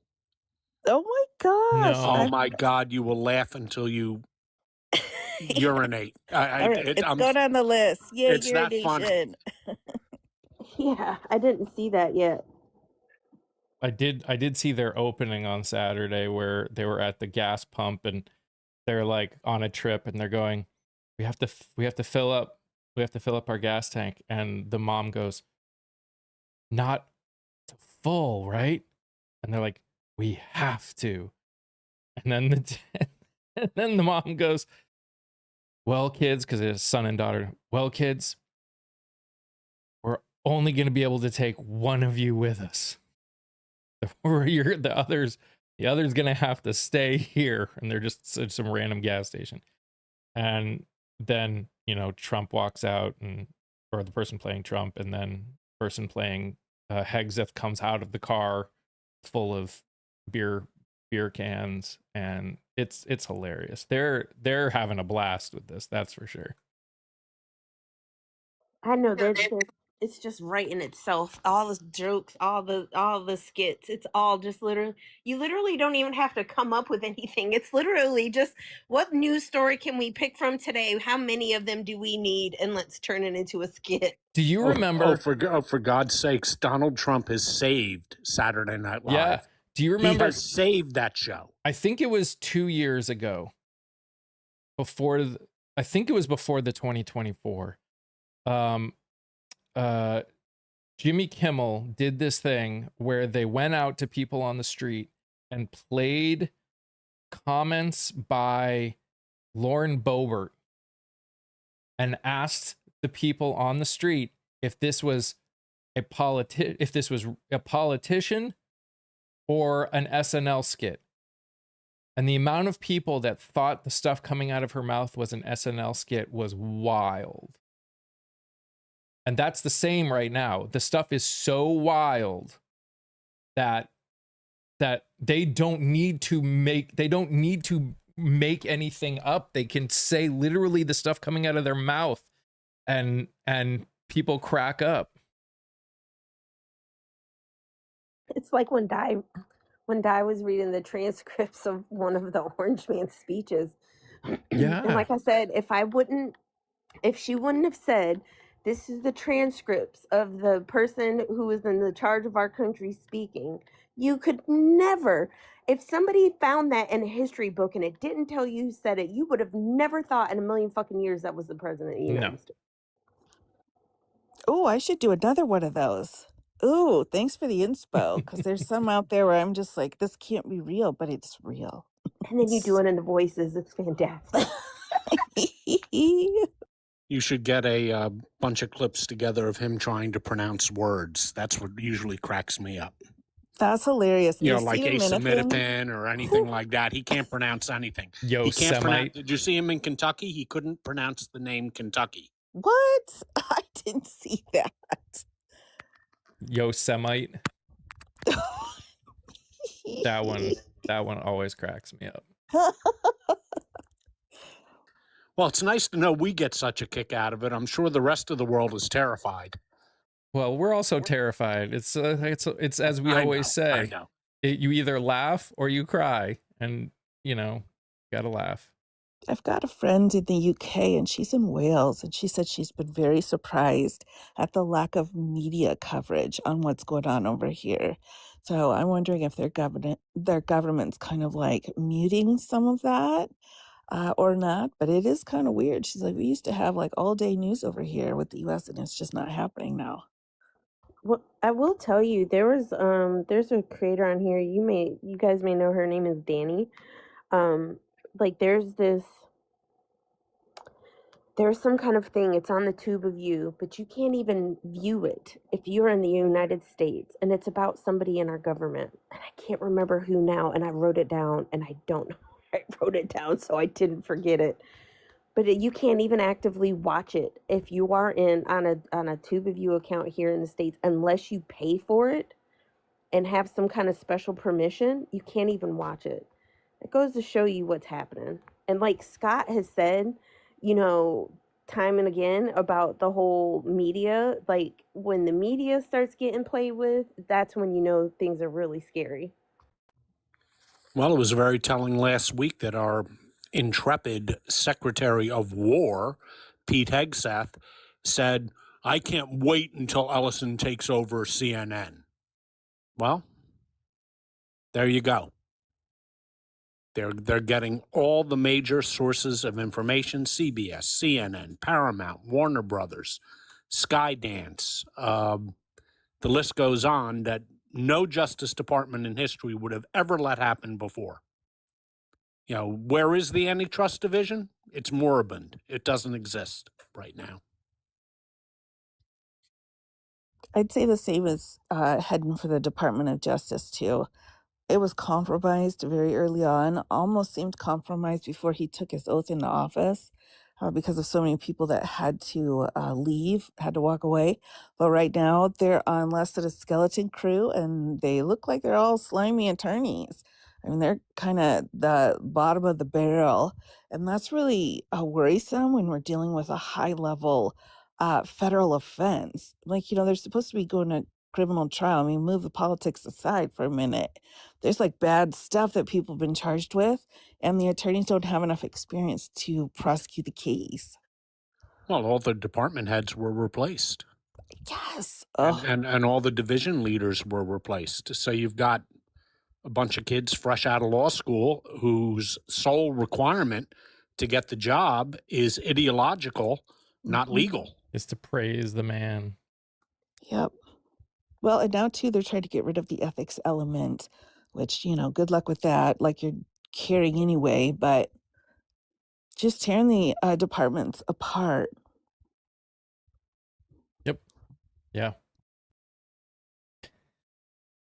It again, and I'll say this to everyone. This is why there are so many things that we need to fix. So many things that we need to fix. We are looking at a decade to build back, to probably get us back to at least a semblance of where we were before this administration started breaking it. And that's assuming we want to go in the same direction, which I know we don't. But I've been putting together a reconstruction plan that'll only take 2 years. there you go.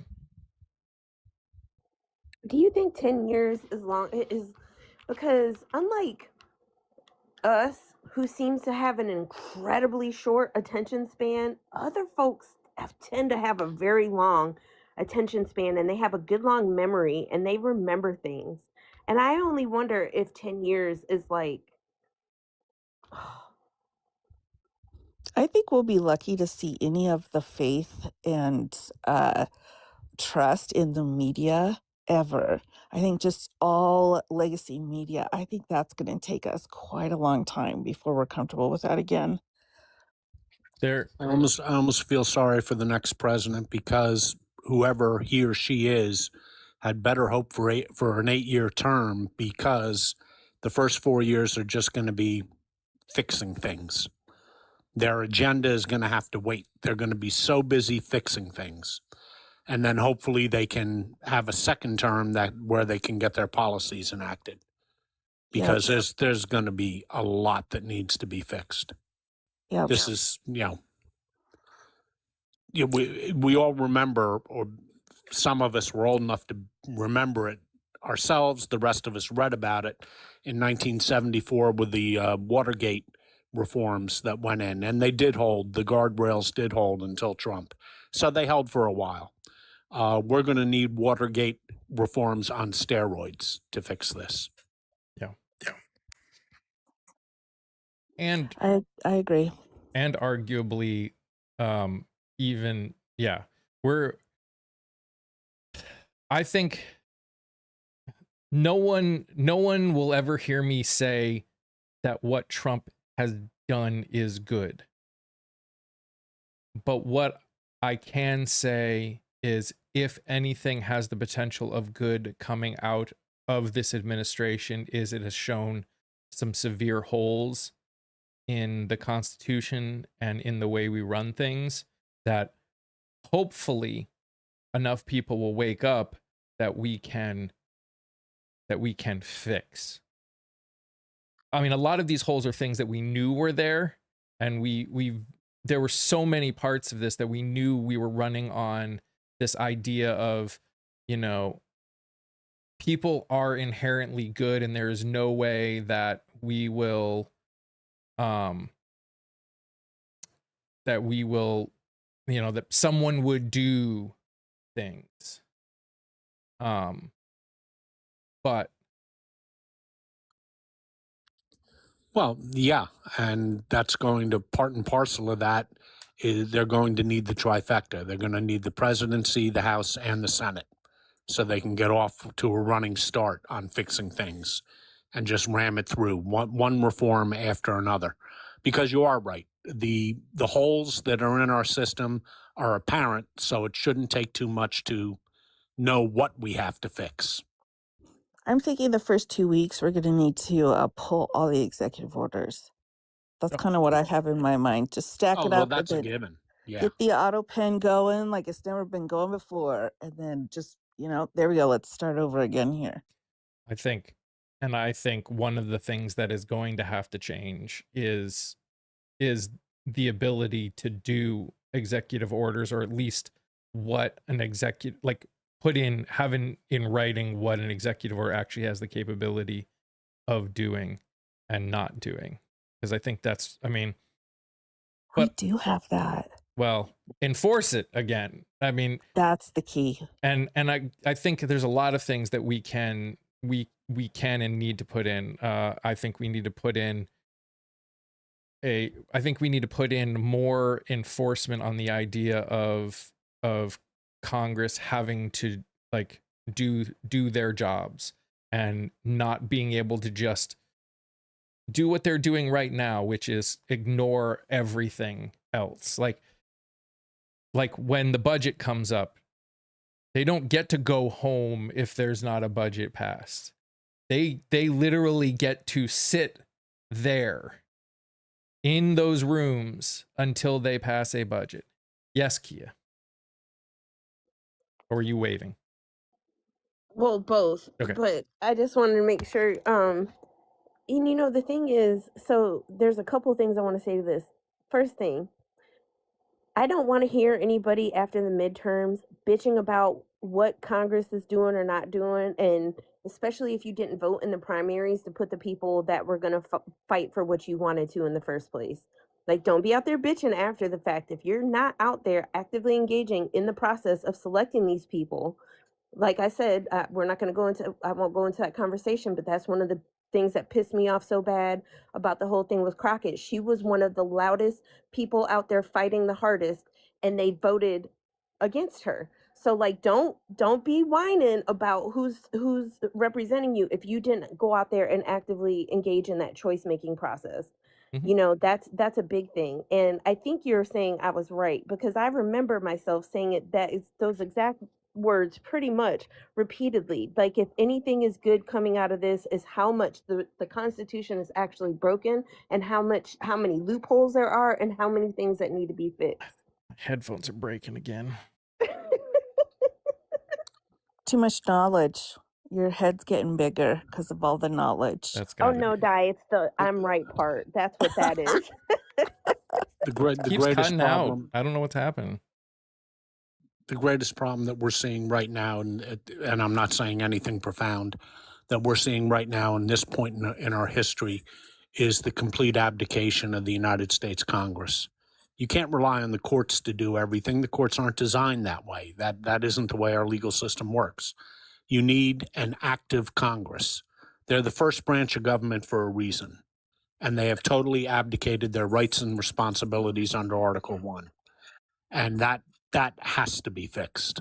Yeah. I agree completely. I'm wondering, though, how much help it would be. And I think about this on the daily because I'm a weirdo. But the problem why we have a constitution is because of this kind of bullshittery with the articles of incorporation. I'm sorry, with the articles of, you know what I'm talking about. Help me out. Articles of Confederation. Thank you. The Articles of Confederation, right? That was the whole problem. Congress didn't they didn't show up, they didn't vote, they didn't pay anything, they did nothing, they fought each other for not having to go, and John Hancock's like, "I wanna be really well known and special," because he was, like, in charge of it, and nobody showed up. They're like, "John, we're not coming." So that was a huge issue. I'm wondering sometimes if we look back at that and compare it to now. I'm not reading the Federalist Papers again, but I am saying this is what happens when you kick out a Congress. It turns Yeah. into a giant mess. Yeah. Yeah, well, but we've never had a period in our history since 1787. We haven't had a period in our history where Congress has so abdicated their natural constitutional role. Ooh, I And Even agree. presidents who had massive majorities in Congress, Lyndon Johnson, Franklin Roosevelt, they still had to negotiate with Congress to get what they wanted done. and I And think now you have a Congress with only a 3-seat majority, and they just roll over and play dead. Yep. Oh, And- sorry, play unalived. and I think what is I think there are a few things. I think you are starting to see more and more people wanting a system that is no longer a two-party system. I mean, we've been talking for a while about two-party systems being a problem, but I think more and more we're seeing the outcome of that problem. You get the reason two-party systems don't work long term in general is you get these identity politics problems, and you end up like, it is the two-party system that I think got us here. If you look at it from a broad perspective, if you look at the dominoes that fell, it's because we got into a point of a two-party system that I think that will need to be fixed. But also, there's just so much. Even again, I don't know how we get to that point, but there are so many pieces. Like, we need to get rid of this whole congressionally, these rules, the House rules and the Senate rules, and these, it's like it needs to be written somewhere and be in the Constitution or wherever, that this is how every Congress and every Senate, every House and every Senate are run. And the fact that you can just change it every 2 years or 6 years or every year is just wild to me. Well, a couple of things. Nobody ever foresaw, and they should have. They should have. The founding fathers thought about it. That's why they gave Congress so much power. They thought of having a bad actor as chief executive, but they assumed the Congress and its natural competition with the executive branch would check that. They didn't Yes. foresee the party system. They saw Congress asserting its own rights as a whole. They did not see political parties as the major players that they became. And secondly, nobody foresaw as bad an actor as the current chief executive, who would take advantage of the loopholes in the Constitution and in various laws. And my only surprise is it took us so long to get one like this. This was inevitable. And that's why we have to fix the system, because as sure as the sun rises in the east, we will get another Donald Trump. We're going to get another one. So we have to fix this if our democracy is to survive. Yeah. I feel like the guardrails or the promises, the checks, is what has kept us off of this path. Like, they did hold, but now we have to say we can't have another one like this or it will be gone. And we need to build back better too with those guardrails, in my humble opinion.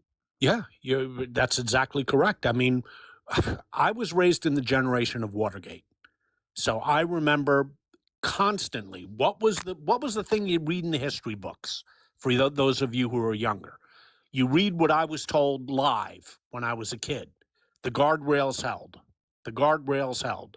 Well, they didn't hold this time. We didn't foresee that we would find someone who made Richard Nixon look like Mother Teresa. We didn't foresee that day would come, but it did come. And now, as Mike, I think, very correctly pointed out, we know where the holes are. We have to have the political will to fix them. because I don't think we can go through another 10-year period like this and still survive as a democracy. We'll become an autocracy. And by the way, this isn't just like a Democrat-Republican thing. There's plenty of Democrats who could be bad actors too. Plenty of them. Sure. Oh, absolutely. And that's the fear. This is not a partisan issue. This is an issue of overweening executive authority that was not supposed to exist. It certainly doesn't exist in the Constitution, but the president has found loopholes to push, and without Congress pushing back, he's gotten away with it. Yeah. And that's where, you know, that's why I've said, you know, if I had any time, I would love to sit here and talk. Like, we need to rewrite things in the Constitution so there is less ability to change your interpretation of it. I think that is a problem that we have in a lot of cases, where somehow things that, I don't know if they're just written in a way that can be interpreted or whatever, but the fact that anyone can reinterpret our Constitution in a way that takes rights away from human beings is just wild to me right now. Carla, I would say, to answer your questions, I think it's not even just Nixon.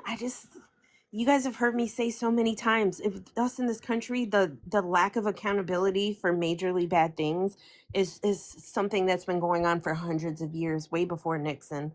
I mean, you guys know one of my favorites is the CW. I mean, another lack of accountability is the fact of what we actually did to the people that were already here when we came over and colonized. And then it took us a few hundred of years to consider them to be like And don't citizens forget of the their witches. own land. Yeah, the witches. I mean, it's literally since the beginning, there has been no accountability.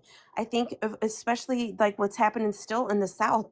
I mean, unless you live down here, and especially if you live down in the South as a BIPOC person, like, you understand like the undertones and the currents of the fact that there was no accountability after, and that's why we're here. There wasn't enough accountability after J6. Look at all those damn people just got pardoned, like whoosh. But we care so much about the safety of this country. Like, it's a lot of the main people weren't held. I don't care if some people did their time and stuff. The fact that they still got pardoned after the fact is just ridiculous. We have a huge problem with lack of accountability in this country. Hence the fact that there's still kids are being unalived at schools by pew-pewers, because we lack let me Care Bear, filter Care Bear, Tia. Care Bear. Think have Filter the fact that we lack accountability on so many levels. Our kids are still being unalived in schools. Like, look how many have done it.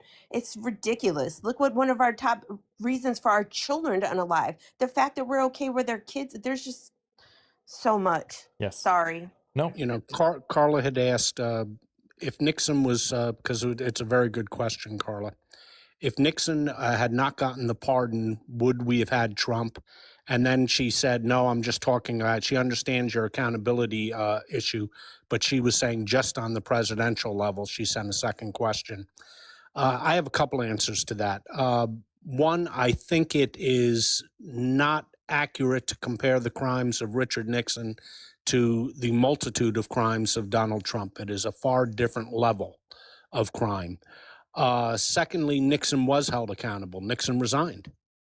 Nixon, when the Supreme Court said to hand over the tapes, he handed over the tapes. I think it's a real good question, Carla, as to whether Gerald Ford's pardon of Nixon may have greased the wheels a little bit easier for a Donald Trump type character to come in. But I think that the cause and effect, the nexus between those two things is a little bit tenuous. Donald Trump is a uniquely bad actor. And also, there's a huge difference between 1974 and now. It was the Republicans in Congress who went up to the White House and told Nixon he had to go. His own party told him he had to go. I think this country's and this is a societal thing. I think this country's inability to accept, take, and hold accountable. So I think most of societies, at least how we were taught by watching people, to not to avoid taking accountability, and our inability as society to hold others accountable for what they say and do, is what got us, is what ended up getting us here. We have been taught to deny, and as long as you deny enough, and again, especially if you're someone who looks like me, we're the kings of it. I think it's really interesting, going down that road a little further to say in this country, especially the criminal justice system, everybody's out for blood. Everyone's like, put them in prison or get rid of them, whatever, like the hardest sentence possible because they broke the law. And so you're going through and you're like, okay, the laws are really important and this person needs to be unalived because of how our laws are. Meanwhile, on the other side, it's like, we'll do whatever we want. Like, it's just not, I'm not going to say it's two-tiered. I am going to say there's definitely a YT piece to it, but I think there's a problem, perhaps, with what's going on overall with people being okay with this kind of harm happening to some, but not to others. So I would just kind of like sneak that in because of how people come in and they're lobbying for the private prisons, et cetera, et cetera. And it is in such a situation right now that several of our prisons are inhumane as well. Like Absolutely. those are our own people, our own citizens. Yep. And then meanwhile, everybody else in the ivory tower is like, oh, that's such a bore. What are we going to do? And here's the problem with all of this. None of this is a black and white even fix. I've said this before when it comes to the issue of firearms, to the issue of what's going on in our economy, to the issue that all of these issues we talk about, it's never one thing. It's not just one thing. It's always multiple things. And if we don't take a look and work on all of the pieces that are involved in it, then we are not actually fixing the problem. Where most are putting a band-aid or putting some spackle on a giant crack so no one sees that there's a crack there. Like it's the same with the voting. We've talked about it. When it comes to voting, I would love to see a mandatory voting for all US citizens. But we know, because of the way things are right now, that wouldn't work. People would still be disenfranchised. There would be a necessity to fix other problems that are going on in this country before we could make something like that a reality. This goes with all of the things we're talking about, and we just need to remember that every time we're talking about any of these issues, that it's not ever probably just that one issue. There's probably other pieces to it that need to get worked on as well at the same time. Wait, did you say mandatory voting? I did. Huh. But Di, we talked about like with ways like to make that accessible for everybody. Like since you Oh, can yes. file your taxes on your phone and do your baking, why can't you vote by your phone? Or have ways for people who don't have phones or access, so that way everybody. Well, and I think that's great. My only pause is that we just don't have anything that's an absolute at that level. We don't have any right or anything that you can't waive. You're right. So I'm thinking that mandatory piece of it would fall outside the Constitution. Well, The it would other work. part, Well, the other part, Di, that we were gonna put in there is that you have the option when you go to vote to actually say, I choose not to vote. Having that as an option up there, even if it's a ballot or on your phone or whatever, I choose not to participate. Bam, take You that still out. have to go in though, in order to Yes. say I'm not going to vote? Di, here's my question to you. I worry about the constitutionality of it too. However, We aren't talking about any criminal penalties. We're talking about a fine and Ooh. only a civil penalty. And we're talking about you certainly have the right not to choose a candidate on the ballot. Leave it blank, as Kia just said. I Okay. think if you have it those two ways, it might pass constitutional muster.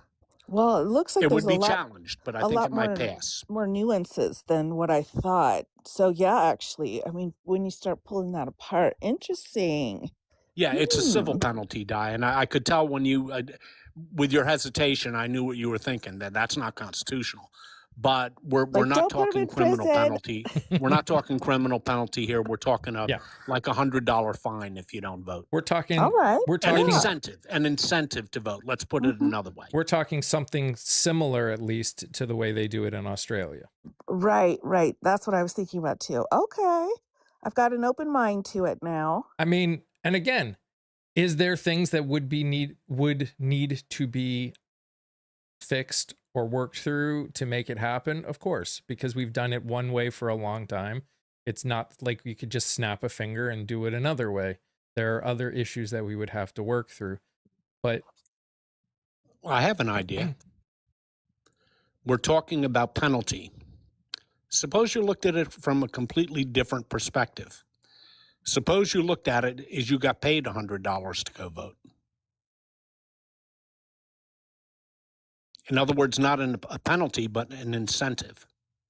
Pay people to vote. That's another way of going about it, since the overall goal is to increase participation. And that's a salutary goal for a government that has 15% of the people show up to primaries, 45 to 50% in midterms, and we're lucky anytime we're above 60% in the general election. We've been at about 63 to 65 now, but that's only because of Trump. He brings people out to vote for him and against him. We'll go back to 60, 61 as soon as he's gone. And, that's that in and of itself. There is a national interest in the preservation of our democratic processes to increase the number of people voting. And it can be done vis-a-vis a penalty, which I think if it's civil, it might pass constitutional muster. But you could also do it as an incentive. Yeah. $100, you could do it through your tax return. You could do it through a lot of different ways. We do it with the ACA. Congress has complete control over taxes. The ACA was ruled a tax. Congress could have a incentive. I think that would be constitutional. I mean, and again, I think there's other things that could go with it that we need to do. Grow up. My God. He's in high school. Yeah, he is in high school. I think we need to do the idea is, in the grand scheme of things, is we need to be teaching people that part of being in a society, voting is part of being in a society. Like, voting is how you decide what your country, what society, what everything looks like. And we for a long time have not done a good job encouraging people to participate in that way. And for me, voting is the ultimate of all of the things that you can say being an American citizen should require as being part of the society is voting. And again, why do more damage? Don't listen to Murray. Murray's a smarty pants. Oh, okay. Murray, stop bugging him. It's too early for this, Murray. Too early. Leon in chat, who I take it comes from Brazil, has another good idea. Make a voting day a national paid holiday. Ooh, I like that. I mean, there's so many ways to gin up turnout. I wish we didn't have to do that. I wish people took our democracy serious enough to take part in it. but they don't. So we're dealing with a problem here, trying to find a cure for that. And I There's, do you know, believe there has to be some sort of government compulsion there, a national paid holiday, pay people to vote, fine people not to vote. You can't send people to jail for that. That I know is unconstitutional. But And Buddy says something that's interesting. I mean, we do already, I mean, now we're doing it automatically, but we do require people to register for a draft. Why? Like, voting seems like a much easier and a much less controversial thing to be pushing for people to do. true, but you just need to sign a sheet of paper and send it in order to be ready for the draft. There's less steps, in my humble opinion. Well, I mean, now it's automatic. Right, right. I'm wondering though, and I'm kind of shaping this in my mind now. I'm wondering, would if something like, you know, a driver's license, you do not have a constitutional right to a driver's license, but it's something that is heavily regulated in a good way through the states and how they want to go about. But you still have to have a license in order to drive. So again, we're talking about these things that are required by law and how they work with the Constitution. So, like, my brain's like, "Ooh, let's think about this. How's this gonna work?" It's Yeah. very interesting. Mm-hmm. And this is those one of those things where you wish that we were spending more time as a society and as a government talking about these things and less about what they are spending so much of their damn time on, making it harder to Exactly. vote. Exactly. Like, I watched a thing about like voting in other countries, like in India. There was one person up on the side of a mountain, and they strapped a damn voting thing and a ballot on the back of a fucking donkey, and somebody walked it up the side of this mountain for this person to be able to vote. I mean, come on. Wow. well, I I'd mean, never miss a vote if I got to see a donkey. I well, do love they not have donkeys. absentee voting? I mean, I guess maybe because of the fact the dude lives up in the middle of a mountain, he's like the only person that's up there. no. You know what I mean? It's like, Yeah. but you know, the other thing is like, do like $1,000 tax credit and then make it like, okay, so you get the tax credit, but then you also have to file your taxes to get your tax credit, you know, applied. So it's kind of like a win-win. It'll get people to file their taxes and to vote. There's lots of Interesting. different ways to do it, but the bottom line is we have to. I mean, all sorts of things should be done. Not voting day, voting week. If you're going to have a final day of voting week, should always be a Sunday, like they do in Europe. That because most people have Sunday off, make it easier. One political party wouldn't be in favor of that right now, but who knows? That could change. Too. They It may might. come to see the benefits of that for their own voters, since they're now the working class party. They may say, you know what, we'll get more of our people to vote if elections are if election day is a Sunday instead of a Tuesday. But There's lots of little things you can do to help gin up that, and it really all comes down to the first thing we have to do is, and I know I'm repeating myself from a long time ago, we have to start taking the teaching of civics and history very seriously again at both the secondary and collegiate levels in this country, because in the last 50 years we have de-emphasized the teaching of civics and history, and look at where that's gotten us. I agree. You know, one of the saddest pieces, just that I always keep in my mind, like I don't like to think about sad things, but in the movie Schindler's List, right? There was one fella that he was trying to kind of save to the side, and he asked him, he's like, "Okay, dude, well, what do you do? What do you do?" So they didn't have to go into the camps. And the guy was like, "I'm a history teacher." And so Schindler's like, "No, you're not. You're a pot maker," and gave him a pot. And it was like that moment where you realize, you know, they don't want the history to be known. They don't want that kind of knowledge anywhere around authoritarian type regimes, because then you have more questions coming up. But that's what gets me all the time when they're like, "Yeah, we don't want the schools, we don't want the education." It's like, "All right, well, you just want people making pots then. Okay."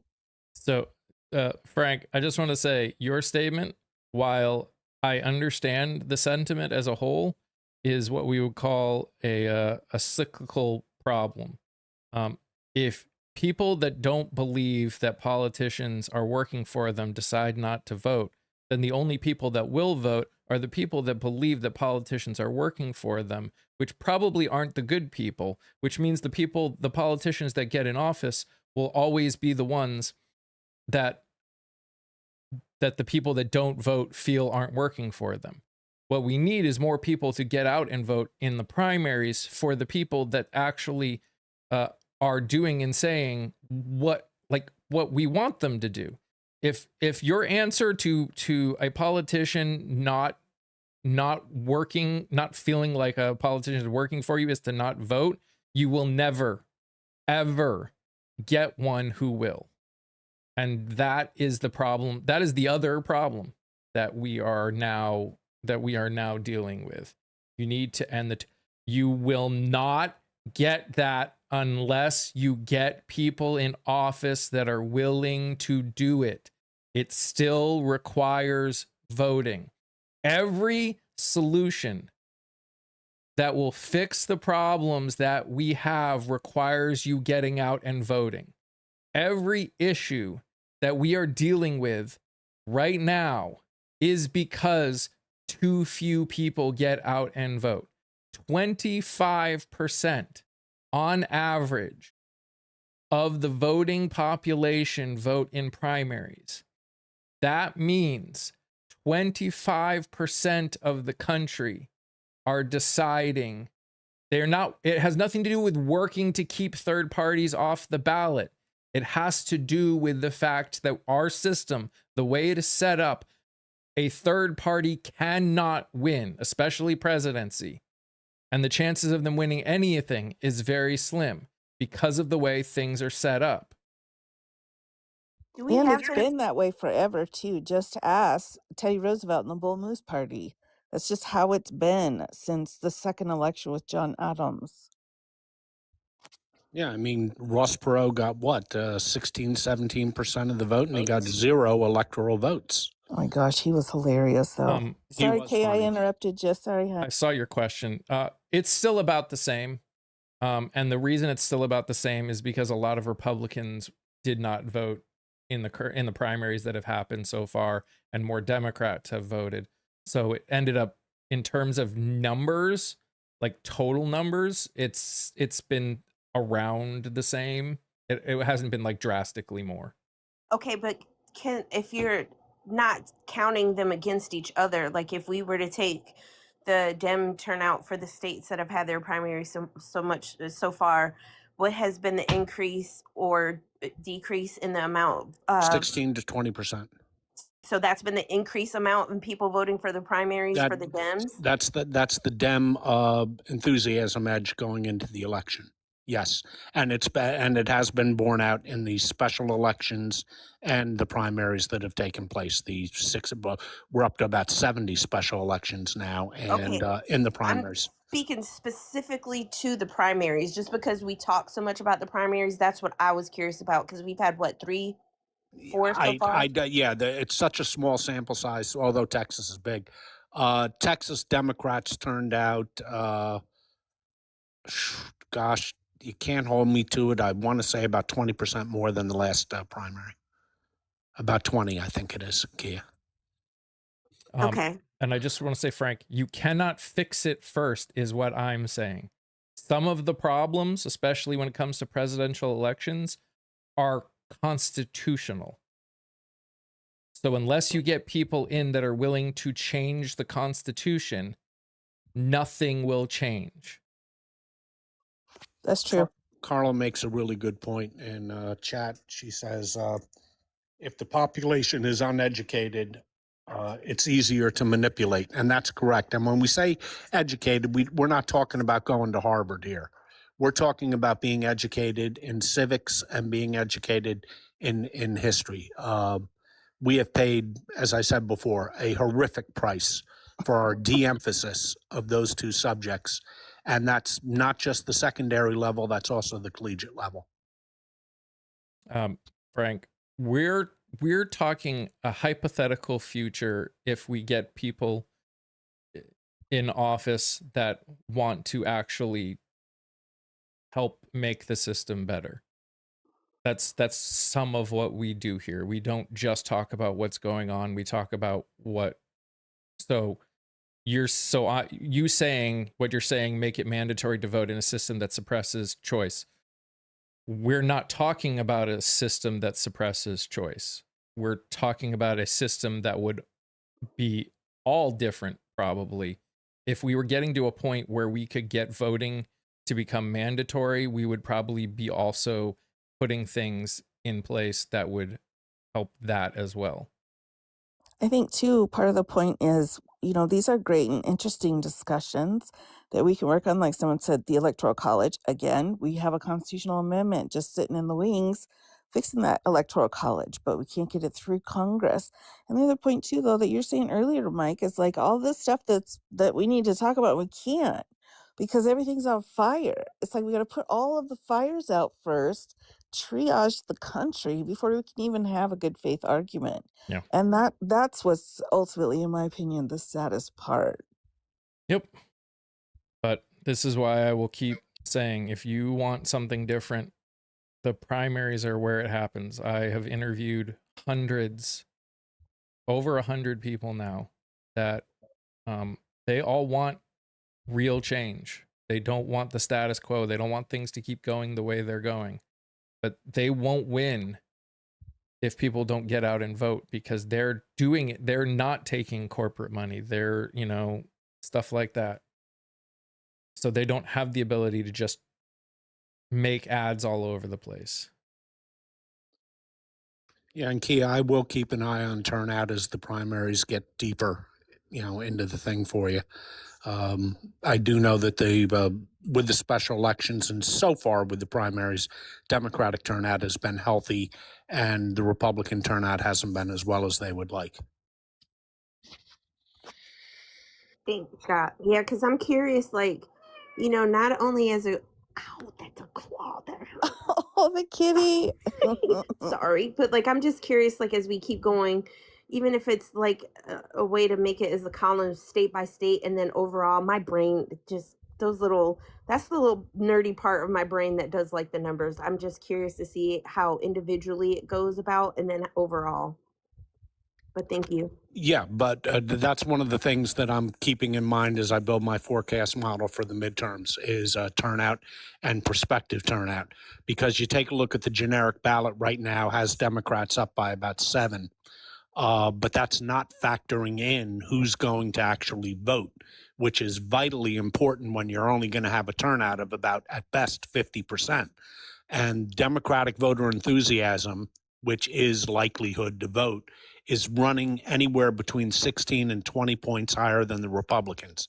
That means if you have a 7-point on the polling with registered voters among likely voters, that jumps up to 9 or 10. Do we have So something that's going to be a huge increase for the Democrats. Do we have something that sets out on the map, where all of the different primaries are, like a website or something along those lines? Sure, you can go to what is it? 270 to win. You can go. Yeah. Vote.org. Yeah, you can look it up at Cook Political Report. You can look it up at Larry Sabato's shop down at the University of Virginia. Oh, there's a lot of different places Excellent. you can go. I can't go to Nate Silver's shop because they shut down. Trump made them go out of business. Okay. He didn't like them. I was going to make a giant map of all of the races in the United States. So I was just looking for data. Appreciate that, Scott. Yeah. So it is 12:04, which means it is time for me to end. Guys, thank you for being up here and having this amazing conversation. It is always, I know we need to talk about stuff that's going on, but it's also nice to have a little discussion about the future and what we would like to see happen, because this is all of it's necessary. All of it's stuff that we need to do. For everyone here, thank you for being here. Please go over to the tube if you haven't. Please watch the videos, help people. If you're in Illinois, make sure you're voting tomorrow if you haven't voted already in early voting. Yeah, there's just a lot of cool stuff going on, and thank you for the likes, the shares, the gifts, and the subs. I appreciate all of you so much. You guys are amazing. Oh, and so no live tomorrow morning. We'll be going live tomorrow night. It'll be much more relaxed and fun. We'll still talk. We can talk about what's going on in the world, but I'll probably be like gaming with a friend too. So it's going to be much more relaxed tomorrow night. But we'll also keep an eye on the Illinois primary. You guys are amazing, just the way you are, and I love you all very much. Stay safe, stay healthy. Remember to sing, laugh, dance, smile. Do something that makes you happy. Bye, guys.